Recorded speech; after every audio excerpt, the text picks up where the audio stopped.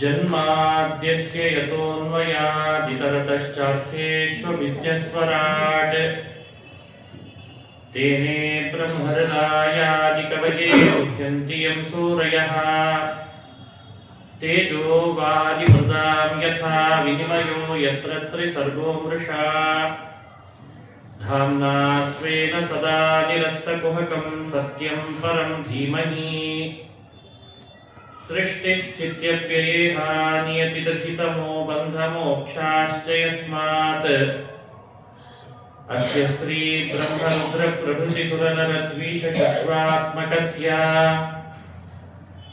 विष्णोर्व्यस्ताः समस्ताः सकलगुणनिधिः सर्वदोषव्यपेतः पूर्णानन्दो व्ययो यो गुरुरपि परमः चिन्तयेतं महान्तम् नारायणं नमस्कृत्य नरं चैव नरोत्तमम् देवीं सरस्वतीं व्यासं ततो जयमुदीरयेत् अभ्रमं भङ्गरहितम् अजडं विमलं सदा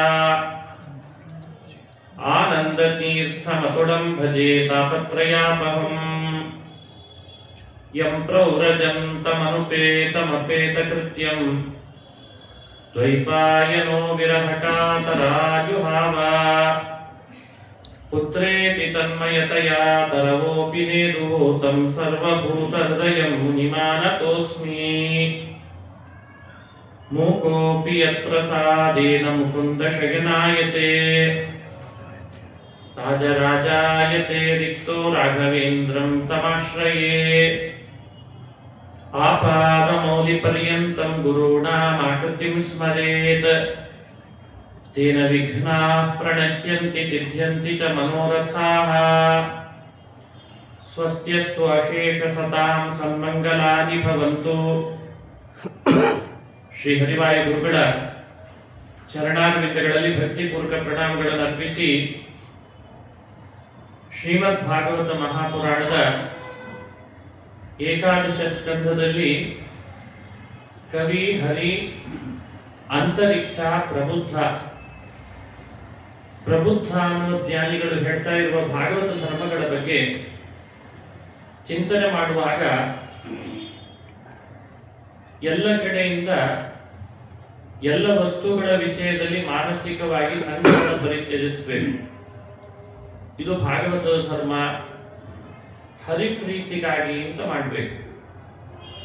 ಸಂಗಂಚ ಸಾಧುಷು, ಸಜ್ಜನರ ಸಂಘವನ್ನ ಮಾಡಬೇಕು ಅಂತ ಭಾಗವತ ಧರ್ಮ ಅಂತ ತಿಳಿಸಿದ್ರು. ಸಜ್ಜನರ ಸಂಘದ ವಿವರಣೆಯನ್ನು ಕೊಡುವಾಗ ಸಂತಸ್ತು ತ್ರಿವಿಧಾಹ ಅಂತ ಭಗವತ್ಪಾದರು ಹೇಳಿದ್ರಿಂದ ಉತ್ತಮ ಸಜ್ಜನರು, ಮಧ್ಯಮ ಸಜ್ಜನರು, ಅಧಮ ಸಜ್ಜನರ ವಿವರಣೆಯನ್ನು ನಿನ್ನೆ ನಾವು ನೋಡ್ತಾ ಬಂದ್ವಿ. ಅದರ ಮುಂದಿನ ವಿಷಯಗಳಲ್ಲಿ ಭಾಗವತ ಧರ್ಮಗಳನ್ನು ಹೇಳ್ತಾ ಪ್ರಬುದ್ಧರು ತಿತಿಕ್ಷಾ, ದಯಾ, ಮೈತ್ರಿ, ಕರುಣ, ಪ್ರಶ್ರಯ, ಬ್ರಹ್ಮಚರ್ಯ, ಸಮತ್ವ ಅವುಗಳನ್ನು ತಿಳಿಸ್ತಾ ಬಂದರು. ಅವುಗಳಲ್ಲಿರುವ ಕೆಲವು ಅಂಶಗಳನ್ನು ನಿಮ್ಮ ಮುಂದೆ ಹಂಚಿಕೊಂಡು ಮುಂದೆ ಪ್ರವಚನ ಮಾಡ್ತೇನೆ. ವಿವಿಕ್ತ ಚೀರವಸನಂ ಸಂತೋಷಂ ಏನ ಕೇನಚಿತ್ ಸರ್ವತ್ರ ಆತ್ಮೇಶ್ವರಾನ್ ವೀಕ್ಷಾಂ ಕೈವಲ್ಯ ಮನಿಕೇತನಂ. ಇದು ಭಾಗವತದ ಧರ್ಮ. ವಿವಿಕ್ತ ಚೀರವಸನಂ, ಸಾಧನೆ ಮಾಡ್ಕೊಳ್ಬೇಕು ಅಂತ ಅಪೇಕ್ಷೆ ಪಡೋನು ಬಟ್ಟೆಗಾಗಿ ಹೆಚ್ಚು ಹಾತುರಿಬಾರ್ದಂತೆ. ಏನೋ ಒಂದಿದೆ ಬೈ ಮುಚ್ಕೊಳ್ಳಿಕ್ಕೆ. ಚೀರವಸನ. ಅನಿಕೇತನಂ, ಮನೆಗಾಗಿ ಹಾತುರಿಬಾರದು. ನಿಕೇತನ ಅಂದ್ರೆ ಮನೆ. ಯಾವ ಮನೆ ಇದೆ ಅದನ್ನೇ ದೇವರ ಮನೆ ಅನ್ಕೊಂಡು ಮುಂದೆ ಹೋಗ್ತಿರ್ಬೇಕಂತ. ಸಂತೋಷಂ ಏನಕೇನಚಿತ್, ಏನ್ ಲಬ್ಧವಾಗ್ತದೆ ಆಯಾಸ ಪಡದೆ ಅದರಿಂದ ತೃಪ್ತಿಯಿಂದ ಇರಬೇಕಂತೆ. ಅದು ಭಾಗವತದ ಧರ್ಮ. ಸರ್ವತ್ರ ಆತ್ಮೇಶ್ವರಾನ್ವೀಕ್ಷಾ, ಎಲ್ಲೆಡೆಯಲ್ಲೂ ಭಗವಂತನನ್ನ ಕಾಣುವಂತಹ ಮನಸ್ಥಿತಿಯನ್ನು ಪಡ್ಕೊಂಡಿರ್ಬೇಕು. ಸರ್ವ ದೇಶ ಕಾಲಾದಿಷು ಈಶ್ವರಸ್ಯ ಸ್ವಾಮಿನಃ ಅನ್ವೀಕ್ಷಾಂ ಅಂದ್ರೆ ಮಾಹಾತ್ಮ್ಯಾನುಕೂಲ ನಿರೀಕ್ಷಣಂ ಅಂತ ವಿಜಯಧ್ವಜರ ಅಭಿಪ್ರಾಯ. ಯಾವುದೇ ಘಟನೆ ನಡೀಲಿ, ಕೌಟುಂಬಿಕನೋ ಸಾಮಾಜಿಕನೋ, ಆ ಘಟನೆಗಳ ಹಿಂದೆ ಭಗವಂತನ ಸ್ವಾಮಿತ್ವವನ್ನು ಚಿಂತನೆ ಮಾಡಬೇಕಂತೆ. ಅದೊಂದು ಭಾಗವತ ಧರ್ಮ ಅಂತ ಹೇಳ್ತಾರೆ. ಶ್ರದ್ಧಾಂ ಭಾಗವತೆ ಶಾಸ್ತ್ರೇ ಅನಿಂದಾಂ ಅನ್ಯತ್ರ ಚಾಪಿಹಿ. ಭಾಗವತ ಶಾಸ್ತ್ರದಲ್ಲಿ ಯಾವತ್ತೂ ಕೂಡ ಶ್ರದ್ಧೆ ಇಡಬೇಕಂತ. ಶ್ರದ್ಧೆ ಕಡಿಮೆ ಆಗಬಾರ್ದು. ಭಾಗವತ ಶಾಸ್ತ್ರದ ಶ್ರದ್ಧೆನೇ ಮನುಷ್ಯನಿಗೆ ದೇವರ ಪ್ರೀತಿಯನ್ನು ಸಂಪಾದನೆ ಮಾಡಿಕೊಡ್ತದೆ. ಒಂದು ಸ್ವಲ್ಪ ಶ್ರದ್ಧೆ ಕಡಿಮೆ ಆಗದಂತೆ ನೋಡ್ಕೊಳ್ಬೇಕು. ಹಾಗೇನೆ ಅನಿಂದಾಂ ಅನ್ಯತ್ರಾಪಿ, ಭಾಗವತ ಬಿಟ್ಟು ಇನ್ನಿತರ ಯಾವುದೇ ಶಾಸ್ತ್ರಗಳಿರ್ಬೋದು, ಅದು ಗಣಿತ ಇರ್ಬೋದು, ಜ್ಯೋತಿಷ್ಯ ಇರ್ಬೋದು, ಅಥವಾ ಇವತ್ತಿನ ಸೈನ್ಸ್ ಇರ್ಬೋದು. ಇವತ್ತು ಸಾಕಷ್ಟು ಮುಂದುವರೆದಿದೆ ಅಲ್ಲ, ಬೇರೆ ಬೇರೆ ಶಾಸ್ತ್ರಗಳು, ಭೌತಶಾಸ್ತ್ರ, ಜೀವಶಾಸ್ತ್ರ ಅಂತ ಎಷ್ಟು ಶಾಸ್ತ್ರಗಳಿವೆ ಇವತ್ತು. ಅವುಗಳ ಬಗ್ಗೆ ನಾವು ನಿಂದೆ ಮಾಡ್ಲಿಕ್ಕೆ ಹೋಗಬಾರ್ದಂತ. ಇದೊಂದು ಭಾಗವತದ ಧರ್ಮ ಅಂತ ಹೇಳ್ತಾರೆ. ಶ್ರದ್ಧಾಂ ಭಾಗವತೆ ಶಾಸ್ತ್ರೇ ಅನಿಂದಾಂ ಅನ್ಯತ್ರ ಚಾಪಿಹಿ. ಮನೋವಾಕ್ಕಾಯದಂಡಂ ಸತ್ಯಂ ಶಮದಮಾವಪಿ ಶ್ರವಣಂ ಕೀರ್ತನಂ ಧ್ಯಾನಂ ಹರೇರದ್ಭುತ ಕರ್ಮಣಃ ಜನ್ಮ ಕರ್ಮ ಗುಣಾನಾಂಚ ತದರ್ಥೇ ಅಖಿಲ ಚೇಷ್ಟಿತಂ. ಹೀಗೆ ಭಾಗವತ ಧರ್ಮಗಳನ್ನ ವಿವರಣೆ ಮಾಡಿ ಪ್ರಬುದ್ಧರು ಉಪದೇಶ ಮಾಡ್ತಾ ಇದ್ದಾರೆ. ಇವರಾದ್ಮೇಲೆ ರಾಜ ವಿದೇಹ ಪಿಪ್ಪಲಾಯನ ಅಂತ ಒಬ್ಬ ಋಷಿಗಳು, ಅವರೊಬ್ಬರು ಜಾಯಂತಿ, ಅವರನ್ನ ಪ್ರಶ್ನೆ ಮಾಡ್ತಾ ಇದ್ದಾರೆ. ನಾರಾಯಣಾಭಿಧಾನಸ್ಯ ಬ್ರಹ್ಮಣ ಪರಮಾತ್ಮನಃ ನಿಷ್ಠಾಮರ್ಹತನೋ ವಕ್ತುಂ ಯೂಯಂ ಹಿ ಬ್ರಹ್ಮವಿತ್ತಮಃ. ನಾರಾಯಣಾಭಿಧಾನಸ್ಯ, ಶ್ರೀಮನ್ನಾರಾಯಣನ ವಿಶೇಷವಾದಂತಹ ಉತ್ಕರ್ಷವನ್ನ ನನಗೆ ತಿಳಿಸ್ರಿ ಅಂತ ಪ್ರಾರ್ಥನೆ ಮಾಡ್ತಾನೆ.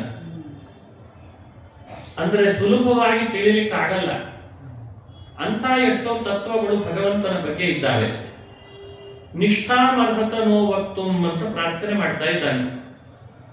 ನಿಷ್ಠಾ ಅಂದ್ರೆ ಉತ್ಕರ್ಷೆ ವ್ಯವಸ್ಥಾಯ ನಾಶೆಯಂತೆ ವ್ರತಾಯಾಶ್ಚ ಅಂತಂತಾರೆ. ಉತ್ಕರ್ಷವನ್ನೇ ನಿಷ್ಠಾ ಅಂತ ಶಬ್ದದಿಂದ ಕರೆದದ್ದಂತೀವಿ. ಪಿಪ್ಪಲಾಯನರಿಗೆ ವಿದೇಹ ಮಾಡಿದ ಪ್ರಶ್ನೆ ಬಹಳ ಅದ್ಭುತ.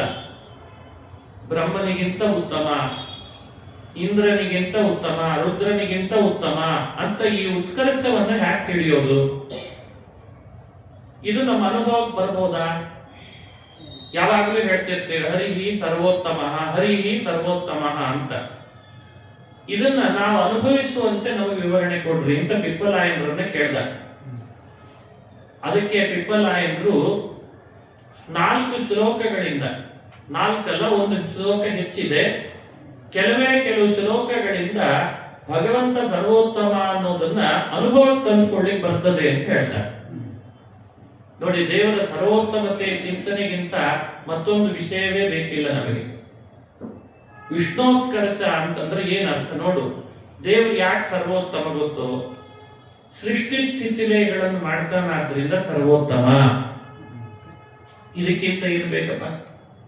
ಸ್ಥಿತ್ಯುದ್ಭವ ಪ್ರಳಯ ಹೇತು ಅಹೇತುರಸ್ಯ ಯಸ್ವಪ್ನ ಜಾಗರ ಸುಷುಪ್ತಿಷು ಸಂಬಹಿಷ್ಠಃ ಬಹಿಶ್ಚ ದೇಹೇಂದ್ರಿಯಾಸು ಹೃದಯಾನಿ ಚರಂತಿ ಯೇನ ಸಜ್ಜೀವಿತಾನಿ ತದವೈಹಿ ಪರಂ ನರೇಂದ್ರ.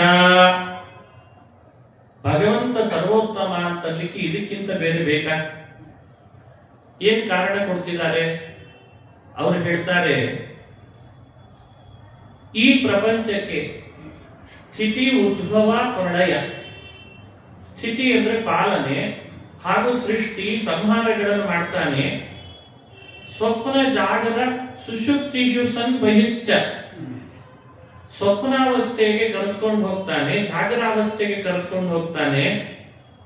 ಹಾಗೂ ಎಚ್ಚರಿಕೆ ಅಂದ್ರೆ ಜಾಗರಾವಸ್ಥೆಯನ್ನು ತಂದು ಕೊಡ್ತಾನೆ ಮತ್ತು ಸುಷುಪ್ತಿ ಅವಸ್ಥೆಯನ್ನು ತಂದು ಕೊಡ್ತಾನೆ. ಆದ್ರಿಂದ ದೇವರು ಸರ್ವೋತ್ತಮಪ್ಪ. ದೇಹೇಂದ್ರಿಯಾಸು ಹೃದಯಾನಿ ಚರಂತಿ ಏನ, ಇನ್ನು ನಮ್ಮ ದೇಹ, ಒಳಗಿರುವ ಇಂದ್ರಿಯಗಳು ಹಾಗೂ ಪ್ರಾಣ ಯಾರ ಪ್ರೇರಣೆ ಇಲ್ಲದೆ ಚಲನ ಮಾಡಲ್ವೋ ಅವನ ಪ್ರೇರಣೆ ಇದ್ರನ್ನೇ ಮಾಡ್ತಾವಲ್ಲಪ್ಪ, ಅದಕ್ಕೆ ಅವನು ಸರ್ವೋತ್ತಮ. ಇದಕ್ಕಿಂತ ಏನ್ ಬೇಕು ಹೇಳಿ ಸರ್ವೋತ್ತಮ ಅಲ್ಲಿಗೆ? ನಿಷ್ಠೆ ಅಂದ್ರೆ ಇದೆ, ಮರಿಬಾರ್ದು. ಇದನ್ನು ಯಾವಾಗಲೂ ಸ್ಮರಣೆ ಮಾಡ್ತಾ ಇರ್ಬೇಕು. ಸೃಷ್ಟಿ ಸ್ಥಿತಿಲಯಗಳನ್ನು ಮಾಡುವವ, ಸ್ವಪ್ನ ಜಾಗರ ಸುಷುಪ್ತಿಗಳನ್ನ ಮಾಡಿಸುವವ, ದೇಹದೊಳಗೆ ಇಂದ್ರಿಯ ಪ್ರಾಣಗಳನ್ನ ಪ್ರೇರಣೆ ಮಾಡುವವ. ಹಾಗಾಗಿ ಭಗವಂತ ಸರ್ವೋತ್ತಮ. ತದವೈಹಿ ಪರೇ ಪರಂ ನರೇಂದ್ರ.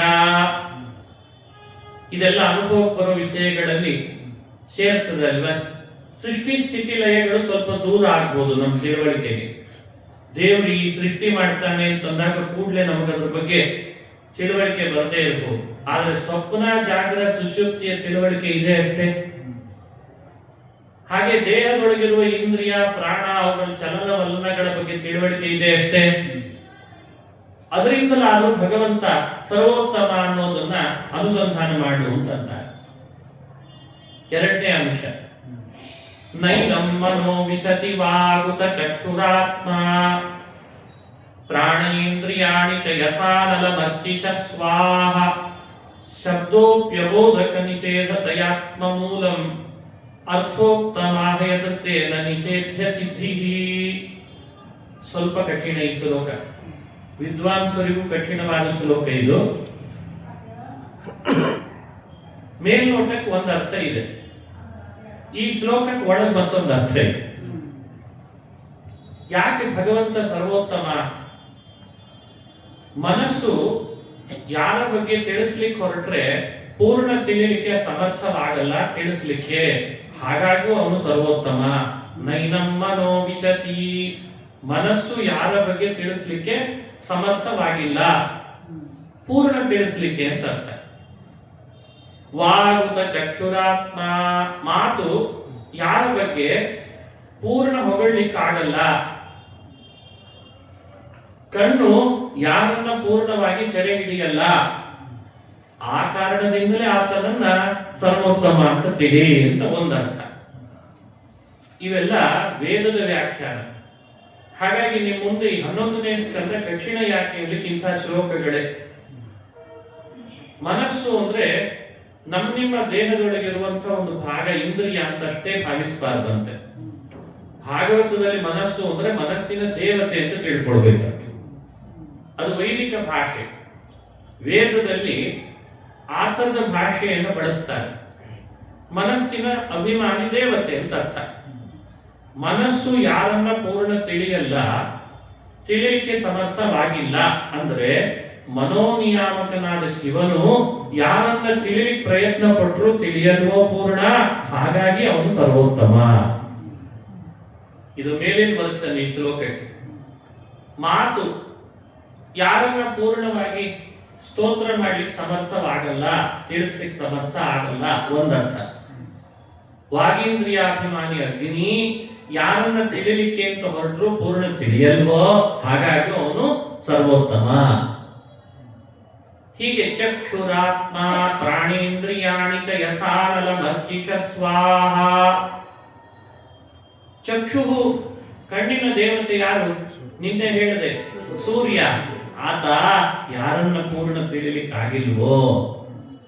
ಹೀಗೆ ಮೇಲು ಒಂದು ಅರ್ಥ ಇರ್ತದೆ, ಒಳಗಡೆ ಮತ್ತೊಂದು ಅರ್ಥ. ಇದರಿಂದಲೇ ಈ ಶ್ಲೋಕದಲ್ಲಿ ಭಗವಂತ ಬರೀ ಸರ್ವೋತ್ತಮ ಅನ್ನೋದನ್ನ ಮೇಲ್ನೋಟಕ್ಕೆ ತಿಳಿಸ್ಲಿಲ್ಲ, ದೇವೋತ್ತಮ ಅನ್ನೋದನ್ನ ಸಮರ್ಥನೆ ಮಾಡಿಬಿಡ್ತು ಅಂತ ತಿಳಿಸ್ತಾನೆ. ಅವನು ಬ್ರಹ್ಮಾದಿ ದೇವತೆಗಳಿಗಿಂತಲೂ ಅತ್ಯಂತ ವಿಲಕ್ಷಣನಿದ್ದಾನೆ, ಸರ್ವೋತ್ತಮನಿದ್ದಾನೆ. ಹಾಗಾಗಿ ವೇದಗಳು ಇವನನ್ನ ಹೇಳುವಾಗ ಹೇಗೆ ಹೇಳ್ತದೆ, ಇವನನ್ನ ತಿಳಿಸುವಾಗ ಹೇಗೆ ಹೇಳ್ತದೆ? ಶಬ್ದೋಪಿ ಅಬೋಧಕ ನಿಷೇಧತೆಯ ಆತ್ಮ ಮೂಲಂ ಅರ್ಥೋಕ್ತಮಾಹ ಯದೃತೆ ನ ನಿಷೇಧ್ಯ ಸಿದ್ಧಿ. ಅಬೋಧಕ ನಿಷೇಧತೆಯ, ಭಗವಂತನನ್ನ ವೇದಗಳು ಪರಿಚಯಿಸುವಾಗ ಏನ್ ಮಾಡಿಬಿಡ್ತಾವೆ, ವಸ್ತುಗಳನ್ನ ಹೇಳಲ್ಲ, ಅವನನ್ನು ಪರಿಚಯಿಸುವಾಗ ಅಬೋಧಕ ನಿಷೇಧತೆಯ ಪರಿಚಯ ಮಾಡಿಸ್ತದೆ. ಅಂದ್ರೆ ಅರ್ಥ, ಸುಮ್ಮನೆ ಉದಾಹರಣೆ ಕೊಡ್ತೇನೆ. ದೇವರು ಯಾರು ಅಂತ ಕೇಳಿದ ಕೂಡಲೇನೆ ಉಪನಿಷತ್ತುಗಳಲ್ಲಿ ಏನ್ ಮಾಡ್ತದೆ? ನೀರಲ್ಲ, ಭೂಮಿ ಅಲ್ಲ, ಆಕಾಶ ಅಲ್ಲ, ಗಾಳಿ ಅಲ್ಲ, ಸೂರ್ಯ ಅಲ್ಲ, ಚಂದ್ರ ಅಲ್ಲ, ಹೀಗೆ ಎಲ್ಲ ಕಡೆಯಿಂದ ಅಲ್ಲ ಅಲ್ಲ ಅಲ್ಲ ಅಂತ ನಿಷೇಧ ಮಾಡ್ತದೆ. ಅಲ್ಲ, ಹಾಗೂ ಈ ಶಬ್ದದಿಂದ ನಿಷೇಧ ಮಾಡುವ ಬೇರೆ ಇದ್ದಾರೆ, ತುಂಬಾ ಹತ್ತಿರದವ್ರೆ. ಅಂತೂ ಅಲ್ಲ ಅಲ್ಲ ಅಂತ ನಿಷೇಧ ಮಾಡ್ತದೆ. ಹೀಗೆ ನಿಷೇಧ ರೂಪವಾಗಿಯೇ ದೇವರನ್ನು ತಿಳಿಸ್ತದೆ. ಅದಕ್ಕೆ ಅಬೋಧ ನಿಷೇಧತೆಯ. ಅದಕ್ಕೆ ಭಗವಂತನಿಗೆ ಎಲ್ಲಾ ಅಕ್ಷರಗಳಿಗಿಂತಲೂ ವಿಶೇಷವಾಗಿ ಮೊಟ್ಟ ಮೊದಲನೇ ಅಕ್ಷರ ಅವನ ವಾಚಕ ಇದ್ದಂತೆ. ಅ ಇತಿ ಬ್ರಹ್ಮ ಅಂತ ಕರೆದ್ರ. ಅ ಅಂದ್ರೆ ಬ್ರಹ್ಮ. ಯಾಕೆ ಬ್ರಹ್ಮ? ಅ ಅಂದ್ರೆ ನಿಷೇಧ ಅಂತ ಅರ್ಥ ಇದೆ. ಒಂದು ತಾನಲ್ಲ ಅಂತಾರೆ ಜಗನ್ನಾಥದಾಸರು. ಪ್ರಕೃತಿ ಅಲ್ಲ, ಕಾಲ ಅಲ್ಲ, ದೇಶ ಅಲ್ಲ, ಆಕಾಶ ಅಲ್ಲ, ಗುಣಗಳಲ್ಲ, ಒಂದು ತಾನಲ್ಲ, ನೀನು ಅಲ್ಲ, ನಾನು ಅಲ್ಲ, ಯಾವುದು ಯಾರಲ್ಲವೋ ಎಲ್ಲದರೊಳಗೂ ಯಾರಿದ್ದಾನೋ ಅವನೇ ಭಗವಂತ ಅಂತ ಹೇಳ್ತಾರೆ. ಹೀಗೆ ಈ ಶಬ್ದಗಳು ಭಗವಂತನನ್ನು ಪರಿಚಯಿಸುವಾಗ ವಿಶೇಷವಾಗಿ ತಿಳಿದುಕೊಳ್ಬೇಕು. ಈ ಕಾರಣದಿಂದಲೂ ಆತ ಸರ್ವೋತ್ಕೃಷ್ಟ. ಹೀಗೆ ವ್ಯಾಖ್ಯಾನ ಮಾಡಿ ಹೇಳ್ತಾ ಬರ್ತಾರೆ. ಇದೆಲ್ಲ ಪಿಪ್ಪಲಾಯನ ಅನ್ನೋ ಜ್ಞಾನಿಗಳು ಭಗವಂತನ ವಿಶೇಷವಾದ ಸರ್ವೋತ್ಕೃಷ್ಟತೆಯನ್ನು ತಿಳಿಸಿದ್ದನ್ನು ಅನುಸಂಧಾನ ಮಾಡಬೇಕು. ಆವಿರ್ಭೋತ್ರ, ದ್ರವಿಡ, ಚಮಸ, ಕರಭಾಜನ ಅಂತ ಜಯಂತಿಯರಲ್ಲಿ ಮುಂದುವರೆದ ಉಪನ್ಯಾಸ. ಅದರಲ್ಲಿ ಆವಿರ್ಭೋತ್ರ ಅನ್ನುವರು ವಿಶೇಷವಾಗಿ ಕರ್ಮಾಚರಣೆಯ ಬಗ್ಗೆ ನಮಗೆ ಅನುಸಂಧಾನಕ್ಕೆ ತರಿಸ್ತಾರೆ. ದಿನನಿತ್ಯ ಭಗವಂತನನ್ನು ಅರ್ಚಿಸದೇ ಇರಬಾರದು, ಅದೇ ಭಾಗವತದ ಧರ್ಮ. ಒಂದು ದಿವಸವೂ ಭಗವಂತನನ್ನ ವೇದೋಕ್ತವಾಗಿ ಅರ್ಚನೆ ಮಾಡದೇ ಇರಬಾರದು, ದಿನಾ ಅರ್ಚಿಸ್ಬೇಕು ಪ್ರಯತ್ನ ಪಟ್ಟು. ವೇದೋಕ್ತಮೇವ ಕುರ್ವಾಣೋ ನಿಸ್ಸಂಗೋರ್ಪಿತಂ ಈಶ್ವರೇ ನೈಷ್ಕರ್ಮ್ಯಾಂ ಲಭತೆ ಸಿದ್ಧಿಂ ರೋಚನಾರ್ಥಂ ಫಲಶ್ರುತಿ ಅಂತ ಒಂದು ಮಾತು. ಇದು ಆವಿರ್ಭೋತ್ರ ಅನ್ನುವಂಥವ್ರ ಮಾತು. ಈ ಮಾತಿನ ವಿವರಣೆ ಭಗವದ್ಗೀತೆಯನ್ನು ನೋಡಿದಾಗ ಸ್ಪಷ್ಟ ಆಗ್ತದೆ. ರೋಚನಾರ್ಥಂ ಫಲಶ್ರುತಿ ಅಂತ ಈ ಮಾತು. ಇದರ ಅರ್ಥ ಏನು ಅಂದ್ರೆ, ಉಪನಿಷತ್ತುಗಳಲ್ಲಿ, ವೇದಗಳಲ್ಲಿ ನಮ್ಮ ಆತ್ಮೋದ್ಧಾರಕ್ಕೆ ನಿರಂತರ ಕರ್ಮವನ್ನು ಮಾಡಲಿಕ್ಕೆ ಹೇಳ್ತದೆ. ಕರ್ಮದಿಂದ ಜ್ಞಾನ ಪಡಿತೇವೆ ಅಂತ. ಕರ್ಮಣ ಜ್ಞಾನಮಾತನೋತಿ ಅಂತ ಹೇಳ್ತಾರೆ. ಜ್ಞಾನದಿಂದ ಮುಕ್ತಿ ಪಡೆಯುವುದು. ಹಾಗಾಗಿ ಜ್ಞಾನ ಸಂಪಾದನೆ ಅವಶ್ಯಕ. ಜ್ಞಾನ ಇಲ್ಲದೆ ಮೋಕ್ಷವಿಲ್ಲ ಅಂತ ದಾಸರ ಮಾತನ್ನು ಹೇಳಿದ್ದು ಕೇಳ್ತೇವೆ. ಜ್ಞಾನಕ್ಕಾಗಿ ಕರ್ಮ ಬೇಕು. ಕರ್ಮದಲ್ಲಿಯೂ ಪ್ರಶ್ನೆ ಉದ್ಭವಿಸಿದ್ದೇನು ಅಂದ್ರೆ, ಮನುಷ್ಯ ಕರ್ಮ ಮಾಡೋದು ಅಂದ್ರೆ, ವೇದಗಳು ಕರ್ಮಗಳನ್ನು ಹೇಳುವಾಗ ಜೊತೆಯಲ್ಲಿ ಫಲದ ಆಸೆಯನ್ನು ಹೇಳ್ತದೆ. ಈಗೆಲ್ಲ ಹಾಗೆ ಬ್ಯಾಂಕ್ಗಳಲ್ಲೆಲ್ಲ ಯಾವುದೇ FD ಮಾಡಿಸಿದ್ರು ಅದೊಂದೊಂದು ಆಸೆ ತೋರಿಸ್ತದೆ. ಹಾಗೆ ಇನ್ಯಾವುದಾದ್ರೂ ಯೋಜನೆ, ಬರೀ ಬ್ಯಾಂಕ್ ಅಂತ ಎಷ್ಟೇ ಯಾಕೆ ಅದನ್ನ ಮಾತ್ರ ತಗೊಳ್ಬೇಕು? ಎಲ್ಲೇ ಹೋಗ್ರಿ, ಒಂದು ಹಾಸ್ಪಿಟ್ಲಿಗೆ ಹೋದ್ರೆ ಇನ್ಶೂರೆನ್ಸ್ ಕೇಳ್ತಾರೆ, ಒಂದು ಆಸೆ ತೋರಿಸ್ತಾರೆ, ನೀವು ಬದುಕಿನುದ್ದಕ್ಕೂ ಲೈಫ್ ಇನ್ಶೂರೆನ್ಸ್ ಅಂತ. ಯಾವಾಗ ಕಂಡು ಹಿಡಿದ್ರು ಏನೋ ಗೊತ್ತಿಲ್ಲ, ಅದನ್ನ ಲೈಫಿಗೆ ಗ್ಯಾರಂಟಿ ಇಲ್ಲ. ಅಂತೂ ಇಂತೂ ಮನುಷ್ಯನಿಗೆ ಆಸೆ ತೋರಿಸಿ ಅವನನ್ನ ತನ್ನ ಗ್ರಾಹಕರನ್ನಾಗಿ ಮಾಡ್ಕೊಳ್ಳೋದು ಲೋಕದ ವ್ಯವಸ್ಥೆ. ವೇದಗಳಲ್ಲಿಯೂ ಇಂತಿಂಥವುಗಳನ್ನ ಮಾಡಿದ್ರೆ ಇಂತಿಂಥ ಫಲ ಸಿಗ್ತದೆ ಅಂತ ಬೋಧನೆ ಮಾಡ್ತದೆ. ಉದಾಹರಣೆ ಹೇಳೋದಾದ್ರೆ, ಪುತ್ರಕಾಮೇಷ್ಟಿ ಯಾಗ ಅಂತ. ನಿನಗೆ ಮಕ್ಕಳಾಗ್ಬೇಕಾ? ಪುತ್ರಕಾಮೇಷ್ಟಿ ಯಾಗ ಮಾಡು. ಪುತ್ರಕಾಮಃ ಪುತ್ರೇಷ್ಟ್ಯಾಯಜೇತ ಅಂತ ವೇದ ಹೇಳ್ತದೆ. ಮಳೆ ಬರ್ಬೇಕಾ? ಒಳ್ಳೆ ಮಳೆ ಬರ್ಬೇಕಾ? ಕಾರೀರ್ಯಾಯಜೇತ. ವೃಷ್ಟಿಕಾಮಃ ಕಾರೀರ್ಯಾಯಜೇತ. ಹೀಗೆ ಯಾವುದ್ಯಾವುದೊಂದು ಫಲದ ಆಸೆ ನಮಗಿರ್ತದೆ, ಅದರ ಜೊತೆಗೆ ಫಲದ ಆಸೆ, ಫಲದೊತ್ತಿಗೇನೆ ಕರ್ಮ ಮಾಡುವಂತ ಬೋಧಿಸ್ತದೆ ವೇದ. ಸ್ವರ್ಗ ಬೇಕಾ? ಅಗ್ನಿಹೋತ್ರ ಮಾಡು. ಹಾಗಾದ್ರೆ ವೇದಗಳ ಇಂಟೆನ್ಷನ್ ಏನು ಅಂತ ತಿಳಿದುಕೊಳ್ಳೋದು ಕಠಿಣ ಆಯ್ತು ನಮಗೆಲ್ಲ. ನಾವು ಫಲದ ಆಸೆ ಬಿಟ್ಟು ಮಾಡಬೇಕು ಕರ್ಮವನ್ನ, ಫಲದ ಆಸೆ ಜೊತೆ ಜೊತೆಯಲ್ಲಿ ಇಟ್ಕೊಂಡು ಮಾಡ್ಬೇಕು. ವೇದ ಬೋಧಿಸುವಾಗಂತೂ ಫಲದ ಜೊತೆಗೆ ಬೋಧಿಸ್ಬಿಡ್ತಲ್ಲ, ಇದು ಪ್ರಶ್ನೆ. ಆದ್ರೆ ಭಾಗವತದ ಉದ್ದೇಶ ಫಲದ ಆಸೆ ಬಿಟ್ಟು ಮಾಡಬೇಕು ಅಂತ. ಅದನ್ನು ಪ್ರಾರಂಭದಿಂದಲೇ ಹೇಳ್ತಾ ಬಂತು. ಭಾಗವತದ ವಿಷಯವೇ ಅದು. ಮೊದಲನೇ ಸ್ಕಂದ ಪ್ರವಚನ ಮಾಡುವಾಗ ಅದನ್ನು ವಿಸ್ತಾರ ಮಾಡಿದ್ದೆ. ಭಾಗವತದ ಉದ್ದೇಶ ಏನು? ವೇದ್ಯಂ ವಾಸ್ತವಮತ್ರ ವಸ್ತು ಶಿವದಂ ಅಂತ ಹೇಳುವಾಗ ನಿಷ್ಕಪಟವಾದ ಧರ್ಮ, ಪ್ರೋಚ್ಚಿತ ಕೈತವೋತ್ರ ಪರಮಃ ಅಂತ ಪ್ರಾರಂಭದಲ್ಲಿ ಹೇಳಿದ್ದೇವೆ. ಪ್ರೋಚ್ಚಿತ ಕೈತವೋತ್ರ ಪರಮಃ ಧರ್ಮ ಅತ್ರ ಅಂತ ವಿವರಣೆ ಕೊಟ್ಟಿದ್ದಲ್ವಾ. ಹಾಗಾದ್ರೆ ವೇದಗಳಿಗೂ ಭಾಗವತದಲ್ಲಿ ಹೇಳ್ತಾ ಇರುವಂತಹ ಧರ್ಮಕ್ಕೂ ವಿರೋಧ ಬಂದಾಗಲಿಲ್ವೇ? ಫಲದ ಆಸೆಯಿಂದ ಮಾಡಬೇಕೋ ಫಲದ ಆಸೆ ಬಿಟ್ಟು ಮಾಡಬೇಕೋ? ಈ ವಿಷಯದಲ್ಲಿ ಕೊಟ್ಟರು ಉತ್ತರ. ಅದರ ಅರ್ಥ ಏನು? ವೇದೋಕ್ತಮೇವ ಕರ್ಮ ಕುರ್ವಾಣಃ ನಿಸ್ಸಂಗಃ ಅರ್ಪಿತಮೀಶ್ವರೇ. ಅಪ್ಪಿತಪ್ಪಿಯು ವೇದಗಳಿಗೆ ನಮ್ಮನ್ನ ಫಲದ ಆಸೆ ಇಟ್ಕೊಂಡು ಕರ್ಮ ಮಾಡಲಿ ಅಂತ ಹೇಳೋ ಉದ್ದೇಶ ಇದೆ ಅಂತ ವ್ಯಾಖ್ಯಾನಿಸಬೇಡಿ. ಯಾವತ್ತೂ ಹಾಗೆ ಅಭಿಪ್ರಾಯ ಅವುಗಳಿಗಿಲ್ಲ. ಆದ್ರೆ ವೇದಗಳಿಗೆ ಒಂದು ಉದ್ದೇಶ ಇದೆ, ನಮ್ಮನ್ನ ಕರ್ಮದಲ್ಲಿ ತೊಡಗಿಸ್ಬೇಕು ಅಂತ. ಕರ್ಮದಲ್ಲಿ ತೊಡಗಿಸ್ಬೇಕು ಅಂದ್ರೆ ನಮ್ಮ ಸ್ವಭಾವ ಏನು ಅಂದ್ರೆ ಫಲ ಹೇಳದೊರ್ತು ನಾವು ಅದರಲ್ಲಿ ತೊಡಗಲ್ಲ. ಇದು ನಮ್ಮ ಸ್ವಭಾವ. ಸಮಸ್ಯೆ ಎಲ್ಲಿದೆ ಅಂತ ಗೊತ್ತಾಯ್ತಲ್ಲ ಈಗ. ಗ್ರಾಹಕರನ್ನ ತನ್ನ ಬಳಿಗೆ ಎಳಿಬೇಕಾದ್ರೆ ಅವನಿಗೆ ಬೆನಿಫಿಟ್ಸ್ ಹೇಳ್ದೊರ್ತು ಆತ ಅವನ ಹತ್ರ ಬರಲ್ಲ. ಆಮೇಲೆ ಬಸಿಗೆ ಬೀಳಿಸಿದ್ರೆ ಸಾಕು. ಇದು ಅವರ ಉದ್ದೇಶ. ಆದ್ರೆ ವೇದಗಳಿಗೆ ಹಾಗಲ್ಲ. ವೇದಗಳ ಉದ್ದೇಶ ಏನು? ತೇಷಾಂ ದುಃಖ ಪ್ರಹಾಣಾಯ ಶ್ರುತಿರೇಷ ಪ್ರವರ್ತತೆ ಅದುಃಖಮಿತರತ್ ಸರ್ವಂ ಜೀವಾಯೇವ ತು ದುಃಖಿನಃ. ಇತರತ್ ಸರ್ವಂ ಅದುಃಖ. ಲೋಕದಲ್ಲಿ ಕಲ್ಲಿಗೆ ದುಃಖ ಇದೆನಾ? ಇಲ್ಲ. ಅಚೇತನ ವಸ್ತುಗಳಿಗೆ ದುಃಖ ಇಲ್ಲ. ದುಃಖ ಇರೋದು ಯಾರಿಗೆ? ಜೀವರಿಗೆ ಮಾತ್ರ, ಚೇತನರಿಗೆ. ಆ ದುಃಖ ಪರಿಹರಿಸಬೇಕು ಅನ್ನೋ ಏಕೈಕ ಕಳಕಳಿ ವೇದಗಳಿಗಿದೆ. ಕಳಕಳಿ ಇದೆ ಅದಕ್ಕೆ, ವೇದಕ್ಕೆ. ದುಃಖ ಪರಿಹರಿಸಿಕೊಳ್ಳಿ. ತೇಷಾಂ ದುಃಖ ಪ್ರಹಾಣಾಯ, ಈತನಿಗೆ ದುಃಖ ಪರಿಹಾರ ಮಾಡಬೇಕು ಅನ್ನೋ ಕಳಕಳಿಯಿಂದಲೇ ವೇದಗಳು ಅವನನ್ನ ಕರ್ಮದಲ್ಲಿ ತೊಡಗಿಸ್ತಾರೆ. ಕರ್ಮ ಮಾಡೋದ್ರಲ್ಲಿ ತೊಡಗು ಅಂತ ಹೇಳ್ತದೆ ವೇದ. ಈ ಉದ್ದೇಶದಿಂದ ಹೇಳಿಕೊಟ್ಟ ವೇದಗಳಿಗೆ ಫಲದ ಆಸೆಯನ್ನ ಹೇಳಬೇಕು ಅಂತ ಇರಲಿಲ್ಲ ವಾಸ್ತವಿಕವಾಗಿ. ಆದ್ರೆ ಫಲದ ಆಸೆ, ಫಲದ ವಿವರಣೆ ಕೊಡೋದು ಹೊರತು ಇವ ಕರ್ಮದಲ್ಲಿ ತೊಡಗಲ್ಲ. ಏನ್ ಮಾಡೋಣ ಹೇಳಿ. ಹಿರಿಯರು ಒಂದು ಉದಾಹರಣೆ ಕೊಡ್ತಿದ್ರು.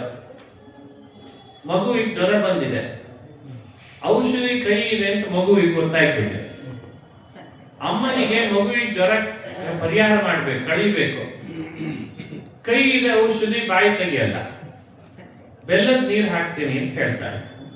ಬೆಲ್ಲದ ನೀರು ಹಾಕ್ತೀನಿ, ಬಾಯಿ ತೆಗಿ. ಬೆಲ್ಲದ ನೀರು ಹಾಕ್ತೀನಿ ಅಂತ ಹೇಳ್ತಾರೆ.